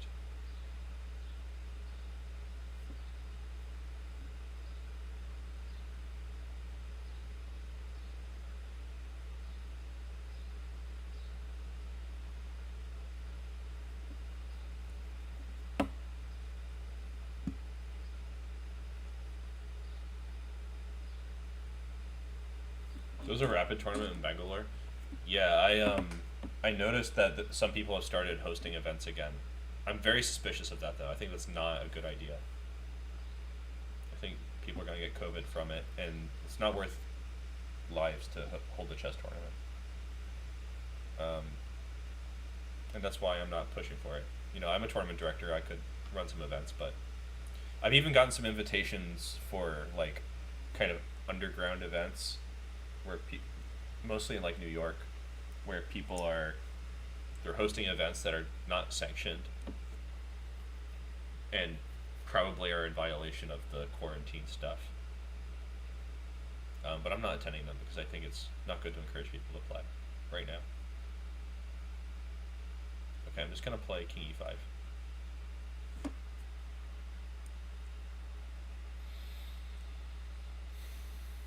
Oh, I should put my king on E8. Maybe this is smarter.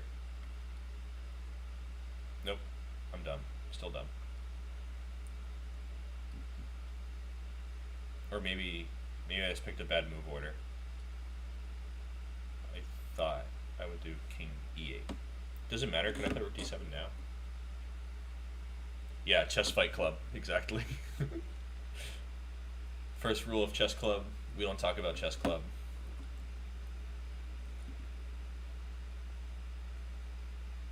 Let's see, my pawns they're touching the end of the board. I think that if I play Rook D7, they take, King F7, H7, it just wins.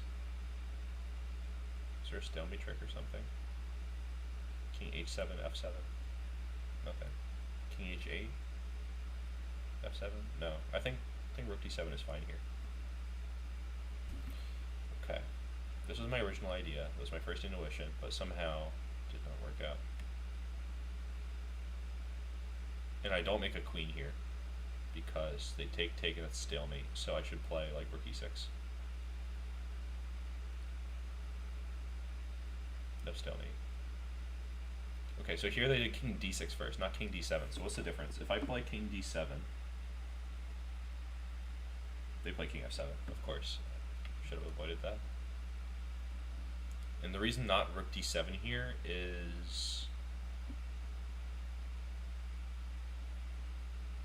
I don't see it, so I'm just going to play the repetition. Okay, King D6,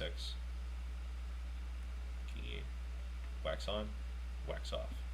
Okay, so is there like any explanation here, like why I'm not playing? No, there's no explanation. So we are going to analyze this real quick. I know I said I was going to go fast, but I just want to know, like, what's the deal here? It says white still wins, so I'm peeved. This is perfectly valid. Okay. Ooh, little lag there. Okay, central connected pawns. Yes. Now I'm trying to win. So this is the story. It's winning time. Do I put my king on H6? Do I?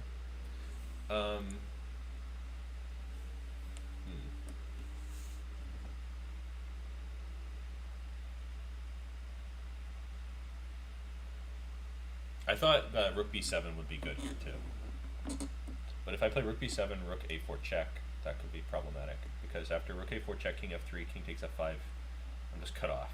If I play g7 there, you play rook a8, I can't get back, so I don't like that. If I play rook e4 and rook e6 takes king g5, that should be winning, so I'm just going to play this first move, because there's nothing wrong with that move. Like, what could possibly happen? Okay, that was easy. Moving on. My rook's hanging. Panic? Just kidding. Those pawns are coming this way. I need to remember that. I was like, ooh, I could just take some pawns, but it's not true.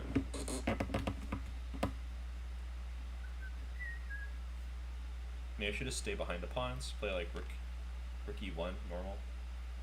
Nothing crazy. I don't think I should do something crazy here. I'll just play it normal. And then I wait, right? I don't think they can do anything. Cool. Another easy puzzle. Finally, after all these hard puzzles that I've been just choking on. Okay, this one, if I play like king h7, king g7, could get a little tricky because they have this extra g-pawn. Somehow I feel like I'm not even doing these in order. I don't know if something about the review is a little mixed up, but it's okay.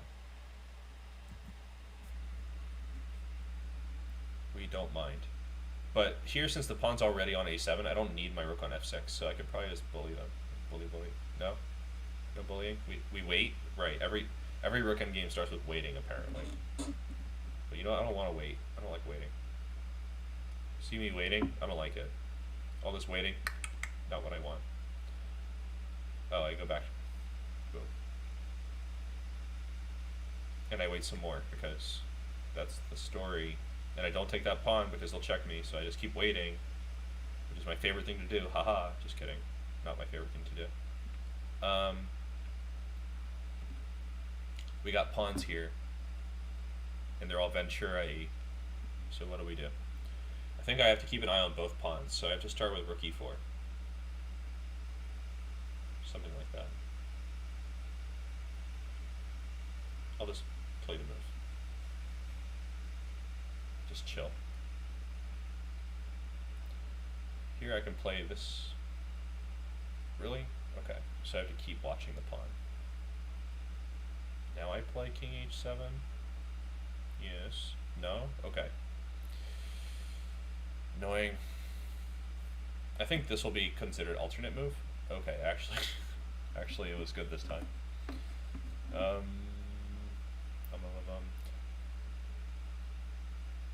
If I play king h7, what could be wrong about that? They check. I play like king h8. They move, I take their pawn. I think that's fine. I'm just going to do it. But it's an alternate, of course. No, I'll just go over here. See how they like that.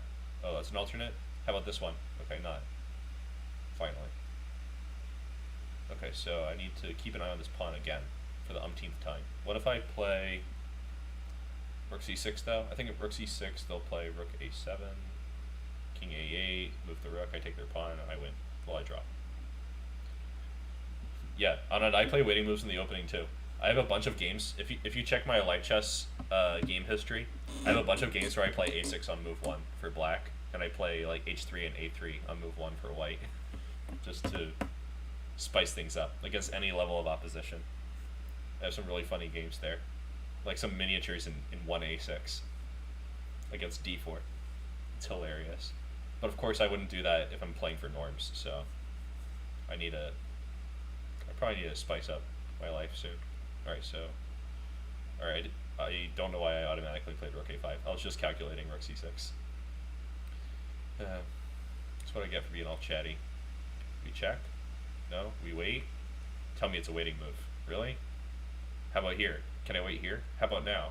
Okay, there we go. Every move on the planet is about waiting. It's a waiting game. In chess, you just wait. That's it. That's the whole game. The end. Enjoy. You wait, and then you wait some more. Oh. I should stop talking so much. Okay, so keep an eye on the pawn, because we love that. And we still love it. What am I doing? playing by hand. That was the position where I just waited. You resigned on 1a3. The move's too good. I mean, your opponent resigned. Okay. The reason we're not doing a waiting move when their king is in touch with the pawn is they're threatening to move their rook. So I keep like being really silly and talking a lot and playing dumb moves, but like let's learn something for a second. If the king is here and I wait, they will play like rook a7 check, king g8, and like rook e7. Then they're pushing the pawn. We don't want that. Not good. Okay, so that was every rook and pawn endgame in the book, I think. The next one is pawn endings. I wonder if I could like finish out the book. I don't think so, but let's just take a peek. All right. What do you mean learn next? It says learn next. Like there's one king and pawn endgame I haven't done already. Sometimes they change the book after it's out. So if you're ever worried about getting a chessable book and it getting outdated, they can just like update it. So sometimes they do that. Okay, so here I have to play king c4. Yeah, that's right. I've seen this before. That's why I'm not reading it. I just have seen this. I'm fine with it. You just wait. It's a really funny repetition. Like da dun da da dun dun dun da dun da da dun dun, because like they can't advance because the h pawn's too good. But we also look. It says I have 45 out of 44 completed. Yes. Achievement unlocked. And we're just staying within sight of the a pawn and the e pawn. If they move, we go take it. That's the story. Good question, Anand. Am I violating copyright laws by broadcasting the book? If I'm violating anything, it's not the copyright laws. I'm probably violating a user agreement. But I know that Bartholomew streams Chessable stuff, and I give them credit every single time. So, and the real value is actually playing the moves yourself and reading the stuff. So, I think that this is all. It's at least something that I could beg for forgiveness for. I consider it free advertising. I like Chessable. It's free. The books are not all free, but there's a lot of free stuff to get you going at the beginning, which I like. All right, let's review some pawn endgames. Besides, intellectual property in chess is really tricky. It's the same deal as intellectual property in mathematics and some other like science, smart people things. Okay, so let's see. I've got a pawn running down the board. If I just play like f5, they'll play b4, f4, b5 check, king b7 is good. But after king b7, king b4, f3, king c3, they're not catching it. So what's the deal? f5, they're going to play king b4. They're going for a draw. They're not going to try to win.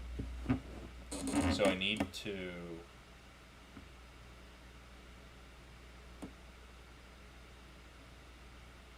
threaten something. So I should play king d5 maybe. Well, let's say they lose the pawn. King d5, b4, f5, b5, f4, b6, f3, b7, not good.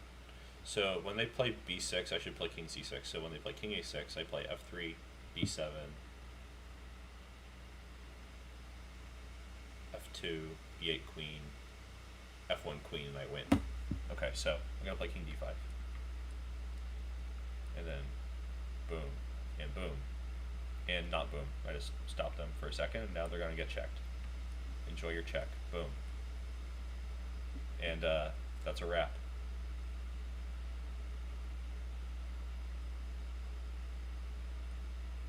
I'm playing white. That pawn is coming down the board. So I don't want to be on the A file. I don't want to be on the B file. I have to go somewhere on the C file. If I go to C5, they're promoting a check. If I go to C4, what happens? King C4, G5, B4, G4, B5. I'm sorry, hold on. King C4, G5, B4, G4, B5, G3, B6, G2, B7, G1, queen, B8, queen. That's a draw. King C4, G5, B4, G4,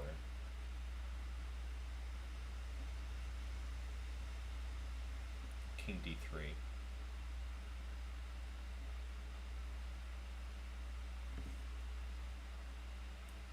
King H5. You know, yeah, king and pawn endgames are always useful. They happen really a lot, and they're usually a part of a bigger endgame. Like if you have a rook endgame, you could reach this position by trading rooks. So you always have to know things like this. The rook endgame chapter is a little bit wild, so if you're feeling like that's not super good, you could always just skip that. There's a lot of other good content in this book.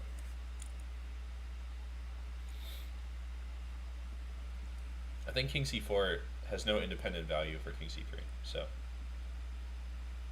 Oh, King C5. Maybe I should have calculated that.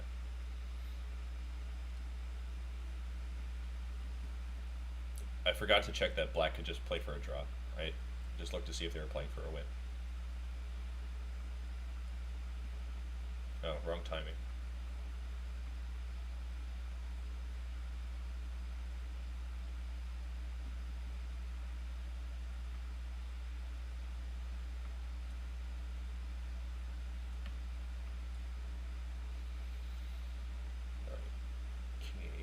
G3, B7, G2, queen.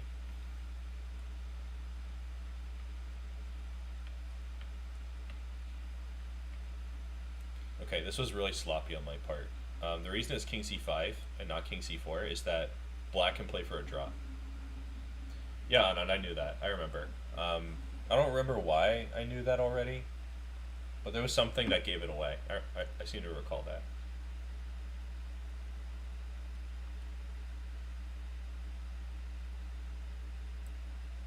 So, what was I saying? Yeah, so when I checked King C4, I didn't even look at King G6. You have to play this to play against that move. Push that pawn. I don't remember what happened here. Okay, let's move on.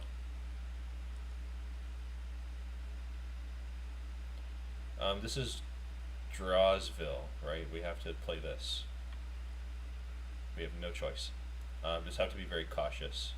So I play King B5, King E5, King takes, King F5, King B4, King G5. I don't know why I said King B4. And King C5, King F5, King D5, King G5, King E5, King takes H5, King F5. We're good. So I'm gonna take this pawn.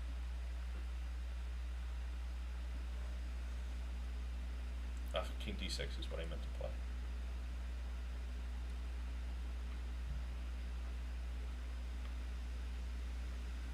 Trying to go a little bit fast, but this is still interesting. We're just going to the corner. H pawn. Okay, this one's hard. Well, not hard, but like it's easy to mess it up. So I'm gonna try to actually give it some effort.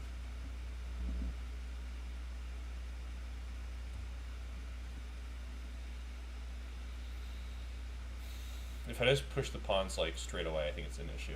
I remember there's some kind of funky rule for this case.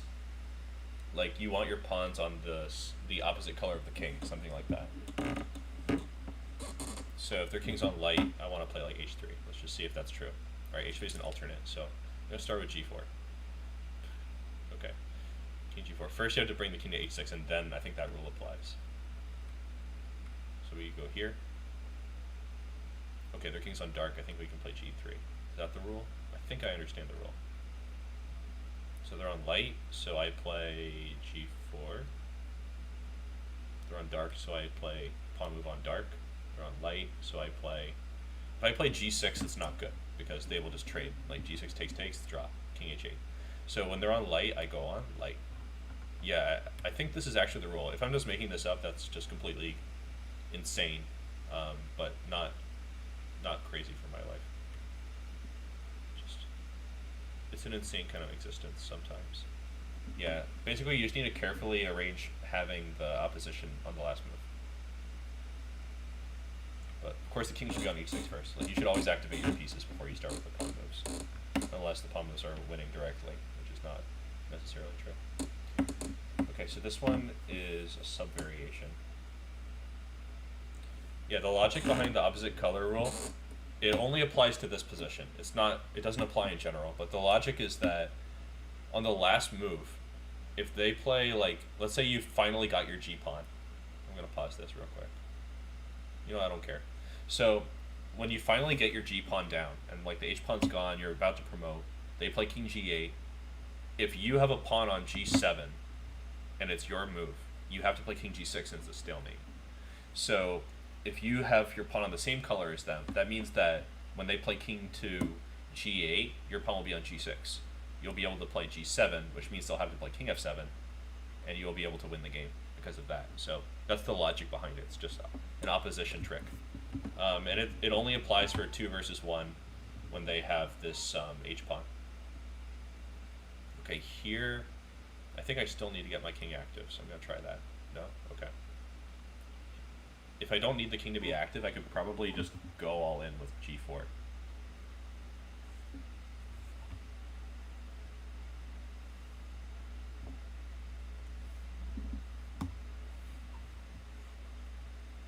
Should I go all in?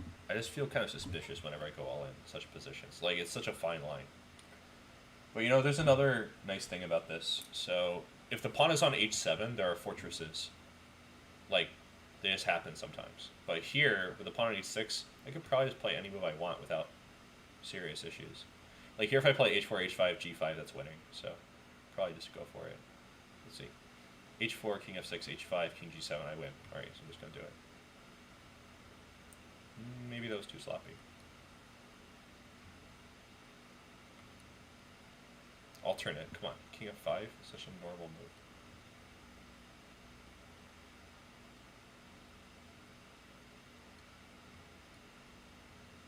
Okay, so why is it only h3?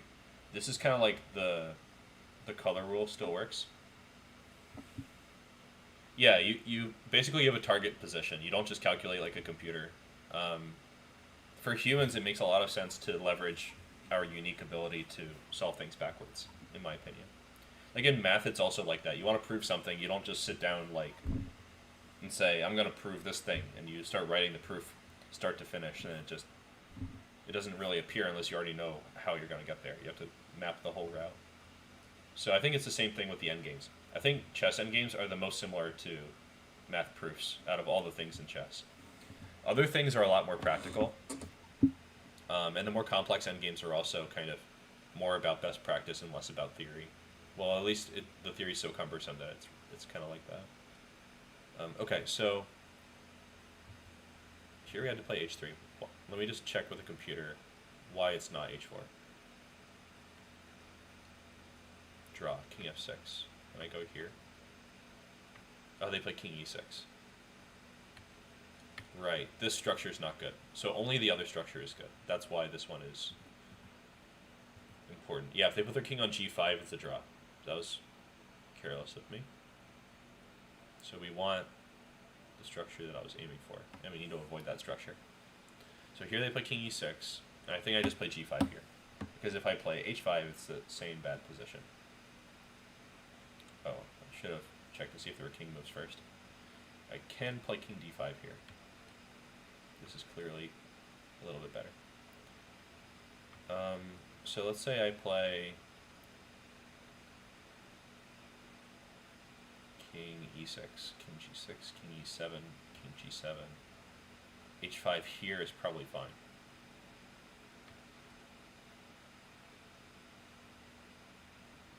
What if I play h5 here?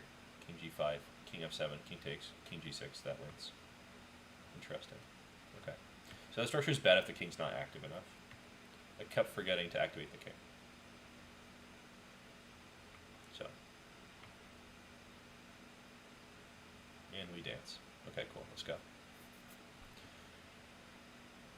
Am I tripping right now? This looks like the same position. Have we been here before?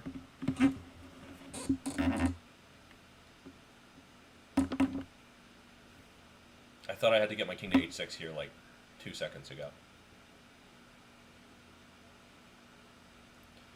Obviously, the best way to study is not like fast and sloppy like I'm doing. So probably that's why I'm not noticing something. Yeah, we do have plans for a Discord tournament, but I had a request to only do it in March from some of the viewers. So anyone who watches this later on and wants to join in, just ask for a Discord link, join our Discord. We will have a viewer tournament after one of my morning streams on a Sunday in March. So that's how we're going to do it. Here they were on G3 and H3 last time. It's basically the same position, though. I don't see why King G4 should be bad.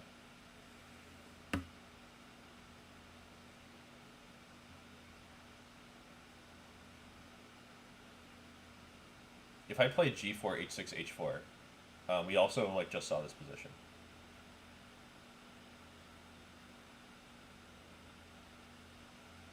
They would play King E6, I'd play King E4. That would be like the same. So I'll just try that just to be like a little quick. H3. So this is the simplest way. Oh, we still need to keep the threat of going to H6. So yeah, keep forgetting to activate the king. Silly me. Haha. But King G4 was objectively the best first move, if you ask me. So I'm kind of annoyed about that.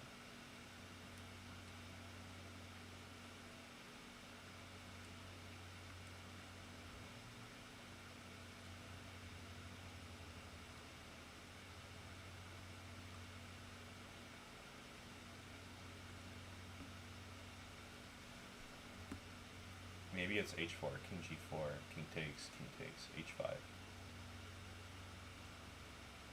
Yeah, okay. I wanted to play King G4 here, it's an alternate. But yeah, G4 was a little careless, because after G4, if they just play like King G6, I can't play King G4, so I have to play this pawn to a light square. That way. Across 1900, congratulations. 1900 on light chess, right? I would like to see another fan battle with you. I kind of liked our analysis last time. Okay, here I think the way to draw is with H5. Like, we cannot let them in. Oh yeah, it's H5 here. No? Seriously?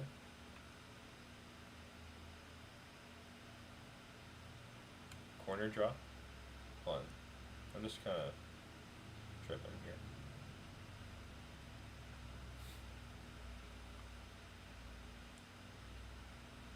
I think I'm just getting tired of doing this. I was hoping to finish the book today, but it's not really happening. Alternate move for a draw. Okay. What else could it be? Okay, so here it was all king moves. Basically, don't move the pawn. See, I should have known that, because I even said that there are fortresses unless you play h6. So what do? I play h5. Ridiculous. We go back. We go here. And we go in the corner. This is actually connected to the... yeah, become Hokage. This defense is actually connected with the color trick that I just showed. So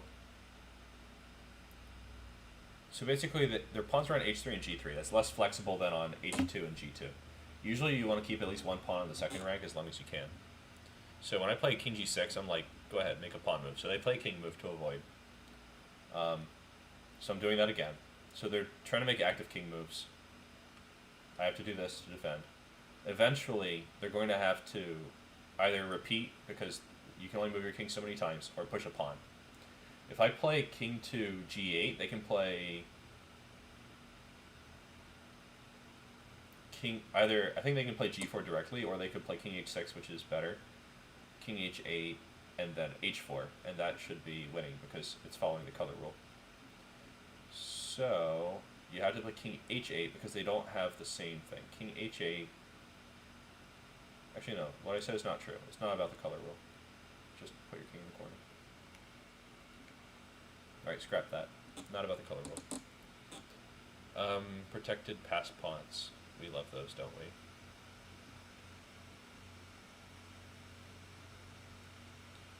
I think you should just take whatever your pace is. Like, if you think you can cross 2,000 this month, that's good. But if it doesn't happen, don't get frustrated. It's okay. It's just life. Yeah, I have to play this move. Ah, shoot. I have to play king e5 first. And then go back. Just keep going back. And then I have to provoke them to play f6 and come back like this. And that's my pawn. Draw. So I had to play here. I had to just wait more. Good things come to those who wait. Okay, here. I want to stretch them thin.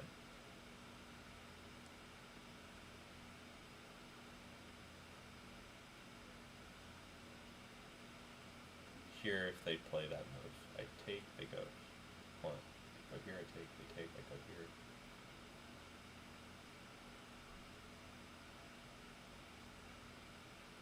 I think I can just take it. Yeah, that's right. Okay, so I'll take the g6 pawn in the end. Crippled majority, they should really be a little more friendly about the different abilities of our majorities here. Black has a crippled majority on the queen side. But that's no reason to make fun of them. We should be a little more sensitive about our respective majorities. Maybe king d4.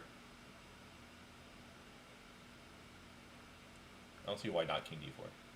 Okay.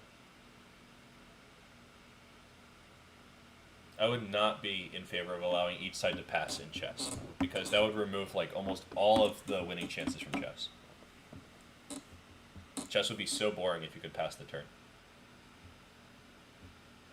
The worst game.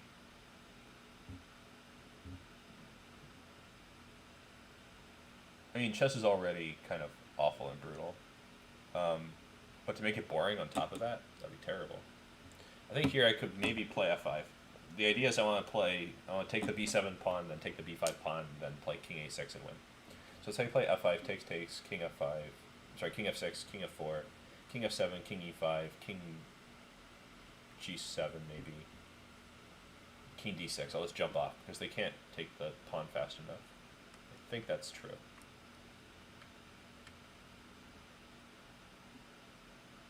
Alright, if I play king d5, is that like kosher? King d5, king f6, king c5, king takes, king e5, king b6, king d5, king takes, king c4, I lose the pawn.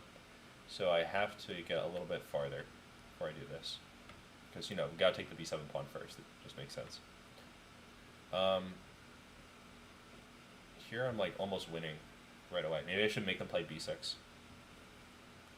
f7, king g7 is losing. So f7, b6, king d6, king takes, king c6, king e6, king takes, king d6, king b5, king c7, king a6 is winning. So I'm going to play that. Saves me a little effort. I guess maybe it doesn't save me any effort. Just go over and take it.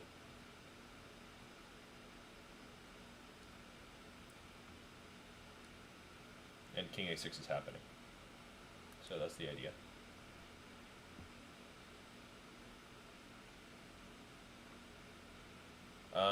You could play a totally different game if you can like stack the pieces. That would be kind of interesting. But I've thought about that considerably, and I think it also makes chess more boring. You would have to add extra auxiliary rules about how those pieces interact to make it better. The reason it makes it more boring is like a knight bishop is basically as strong as a queen. So you would have too many pieces that have like the same degree of power, and the game would just kind of like either end in a win for the first player or a draw like every single time. It would be kind of annoying. Okay, here if I play king c4 I lose, so I play king c3. Boom. Easy puzzle. If I play king c4, they play king b6, so I go here. Now I arrive. Now I do this. And now I play king c6 to stalemate them. Just kidding, we don't do that. We don't do that in these parts. If I play b7, king king b5, that should be winning. Alright, that's the end of the puzzle. It's winning because I have the opposition. Bam. These pawns need to protect each other. That's how they do it. They protect each other like that. I make a king move because they're not threatening anything. I go here, and now I protect indirectly. Because every time they take one pawn, I promote the other pawn. Easy puzzle. This one's maybe like that. a5, if they take, I play a6. So if I play a5, they'll play king c6.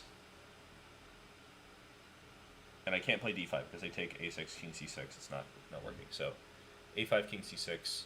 If I play a6, king b6, d5, that's also not working. They take, I play d6, they play king b7, they're in time. So here, I think I should still play a5 because I don't want them to play king d4.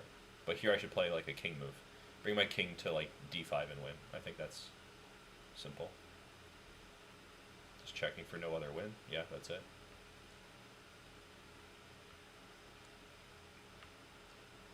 Okay. Is checkmate a form of regicide? I think the word regicide implies that you were allies to begin with. So probably not. It's more like an assassination.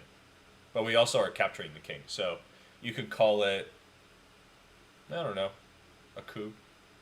Something like that. Block pawns, key squares. What do we do? I want my king on c6. So I just want to play king g3 like right away.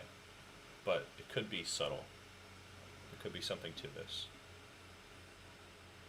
King g3, what do we do?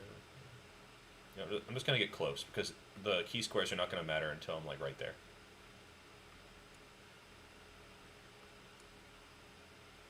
Just not going to overthink this.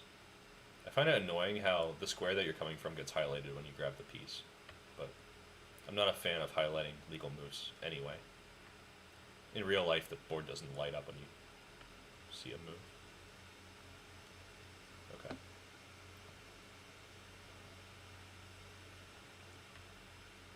This is a trebuchet position, so we just make them go close to the pawn, soothe them out, take the pawn, have a party. Sometimes that doesn't win the game, though. I think I just come up here. Bully, bully. And I come across. Another easy one. This one's easy, too. I just need to get the opposition to draw the game, so. I have to give up the pawn to get the opposition. And then they're going to make me play the whole rest of the draw. Snooze fest. Okay. Yeah, I think for some reason I got front-loaded with hard exercises, which is part of why I'm like fatigued right now. I think I have to go king g3 here. Just a feeling.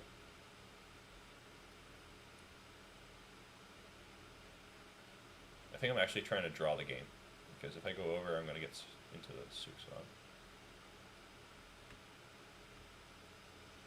This one's kind of hard, but going for the draw. White. I don't see why I shouldn't play this move. I don't see why I shouldn't play this move either. Here we are. Looks good. King c6, king c4, king b7. I'm just doing good here. This one's like almost not even a puzzle.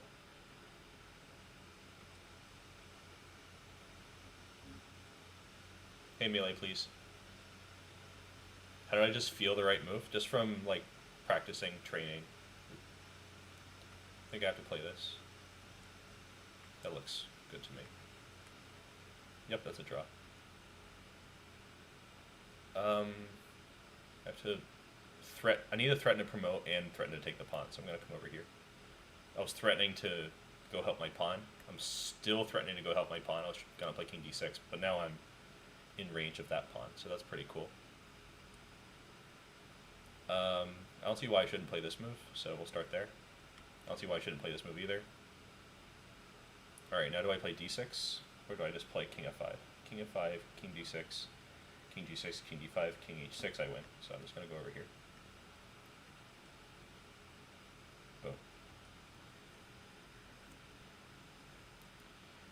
Alright, king d4, king b4, king e5, king b3, king f5, I win.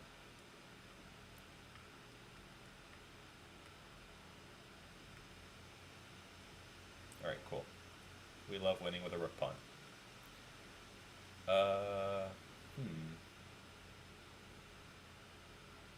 think I just have to play that move. There's like nothing else to do. So I'm just going to go here. Do it again.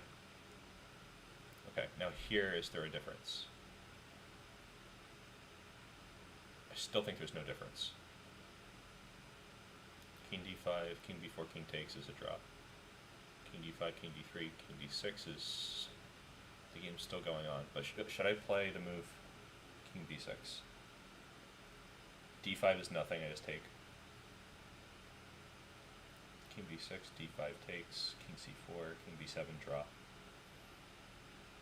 King b5, king d3, king takes, king e4, king b7. Even this is a draw.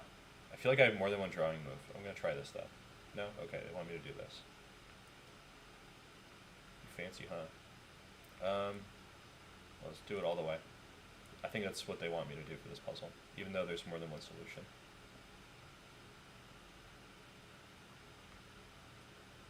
And they get trapped. Like, they play king b7, king d7, king a7, king c7. Their king is stuck. They can't go anywhere.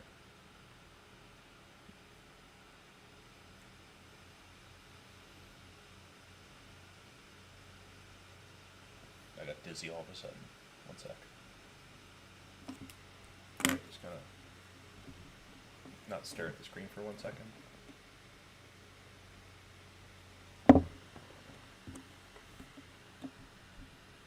Okay, what's the deal here? I should be winning. So I should probably start with king c2 just to avoid counterplay. Like if I play king e2, they'll probably play like king c5, king e3, king b5, king... Actually, this should be winning too. So what's the difference between king c2 and king e2? They both seem good. King c2, king c5.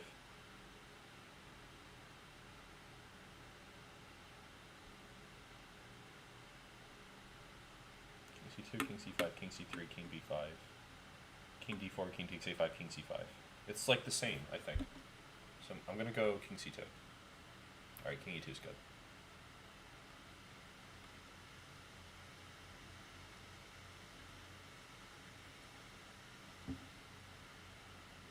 Alright, just need to be a little careful here. No, I don't. Just push the pawn. Okay. Now we show the real technique. Don't let them make a queen. Yeah, I'm getting tired of winning. Yeah, I wish I had that problem. Getting tired of winning. Maybe just saying the word winning. Like, winning again. Yeah, I like blocking off the king too. It's kind of elegant. I mean, it's simple, but, you know, simple can be elegant. This one, maybe there's a difference because it's farther down the board. I don't think there should be, though. King c1, king c4, king c2, king b4, king d3, king a4, king c4, king a3, d4.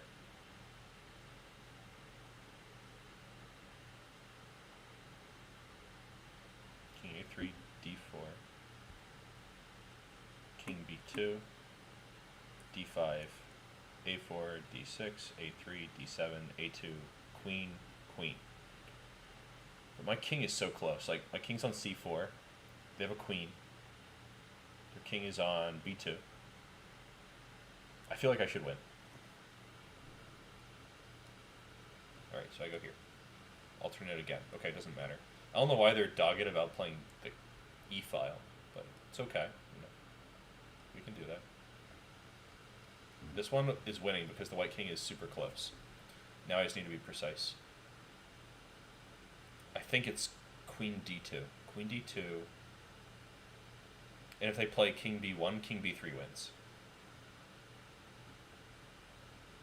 So after queen d2, king a3, queen a5, king b2, queen b4.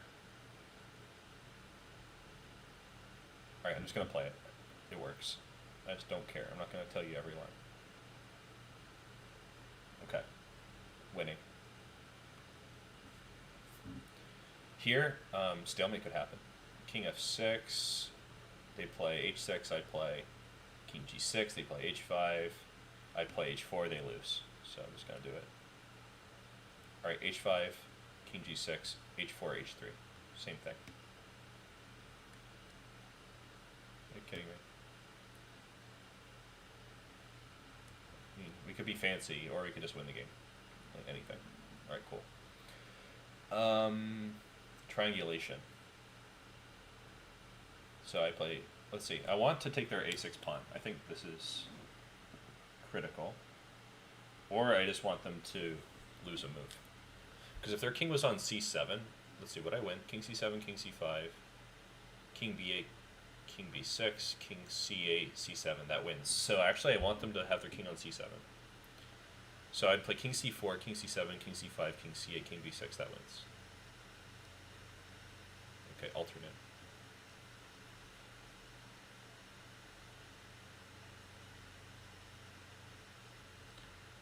Yeah, melee please, also known as George. In your variation with queen d2, king a3, queen b4, king a2, I was not thinking they'd play king a2, but there should be an easy win after...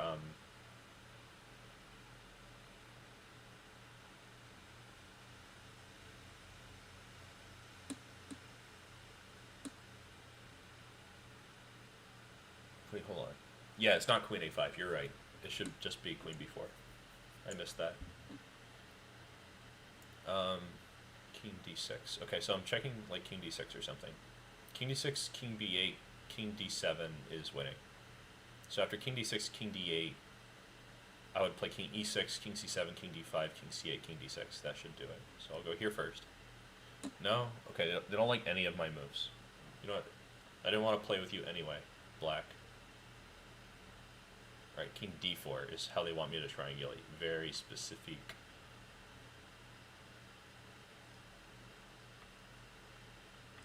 Ugh, I did the wrong one by accident. I meant to go here. Okay. There we go. So that's a triangulation. Because now, like, it's their move, they don't want it to be their move, we get in, we take the a6 pawn. And it's a big party in their mouth. So, again, I'm getting deja vu. But we saw this position with the king on f4, something like that, so it's not the same. But I think the answer is nevertheless to play king h8. Oops. I thought I never wanted to play h6.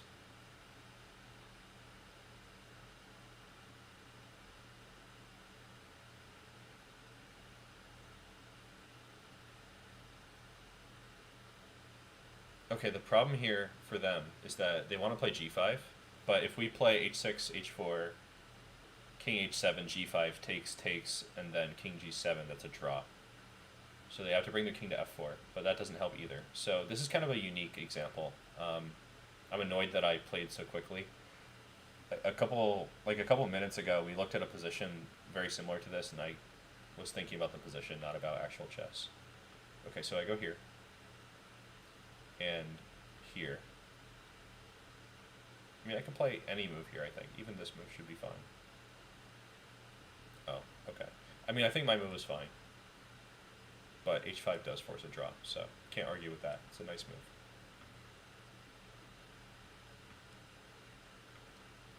Okay. Moving on with our sort of speed run of this book. Just trying to show all the positions. So here I think h5 is the move. Yep.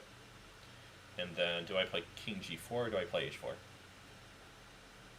h4, I think I run the risk of getting trapped. No, h4, king f3, h3 is fine.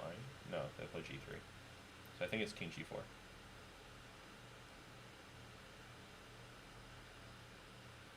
Okay.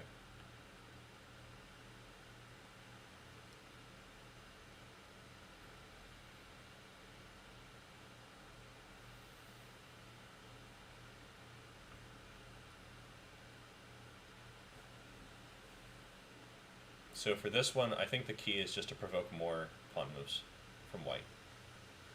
But I thought king g4 was also doing this. So if I play king g4, you know what, they won't play any pawn move, they'll play king e4. So that's why it's this. We're just stopping white from doing anything useful. So, a little hasty on that one.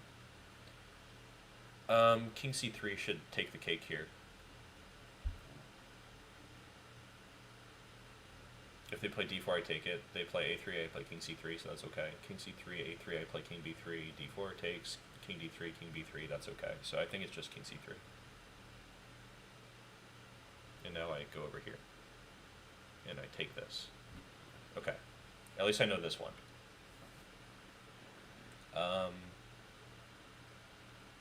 King d4 is a mistake. I think you have to play king c4 in this position. So I think I should play a5, just first feeling. a5, king c4, e5, king b5, e4, they can't take. Yeah, I think this is good. Terrible mistake they made. Okay, so here I can just play king h8. I'm just confident. King h8, king c2, a2 wins the game. So after king h8, they have to play. They just can't play anything. They have to, oh, maybe they can play h7. h7, king takes h7. No, they still lose. I think this is good. Okay. Here, king d3 looks like some kind of race. Gonna like king d3, king f4, f6, king takes f7, but we win the race by like a landslide. So king d3, king d5, king c3, king c5, f6 should do the trick.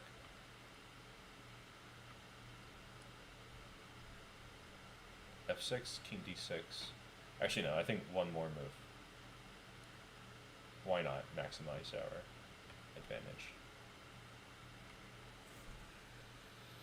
Haste makes waste, and when you're wasted, don't get hasty or something. Alright, so here, what do I do? Maybe like h3? Because I want to do something like king d3, I don't know.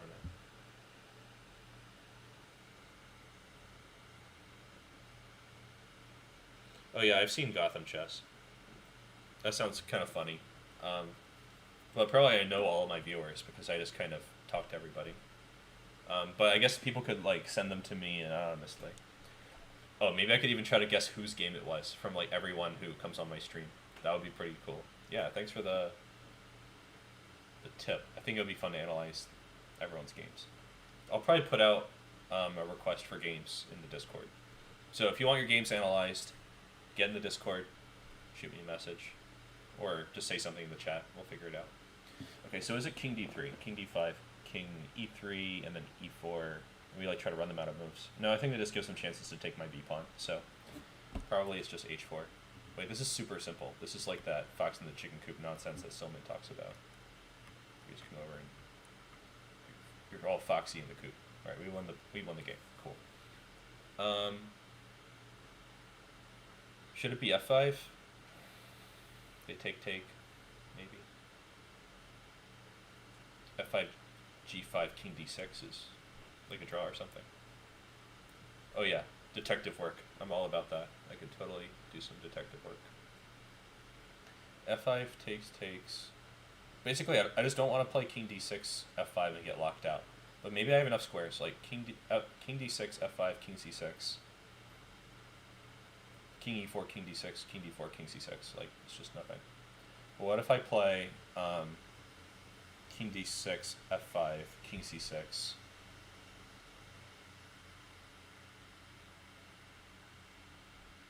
Alright, take care, melee, please. Or they play king d3. I'll play king d5. I think it's not a big deal. Yeah, this is a draw. Here, I don't remember if I should, like, give up the pawn or what. I think giving up the pawn should be adequate. Like, let's say I play king d6, they take. I play king e6. Am I?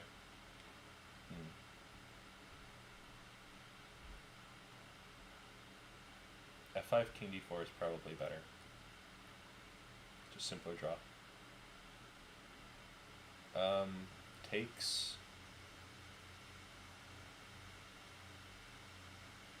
I think I'm just kind of faster after I take this pawn. So do I play king d4 or do I play king f5? King f5, king d5, king f6, king c4, king takes, at g6. I'm just faster.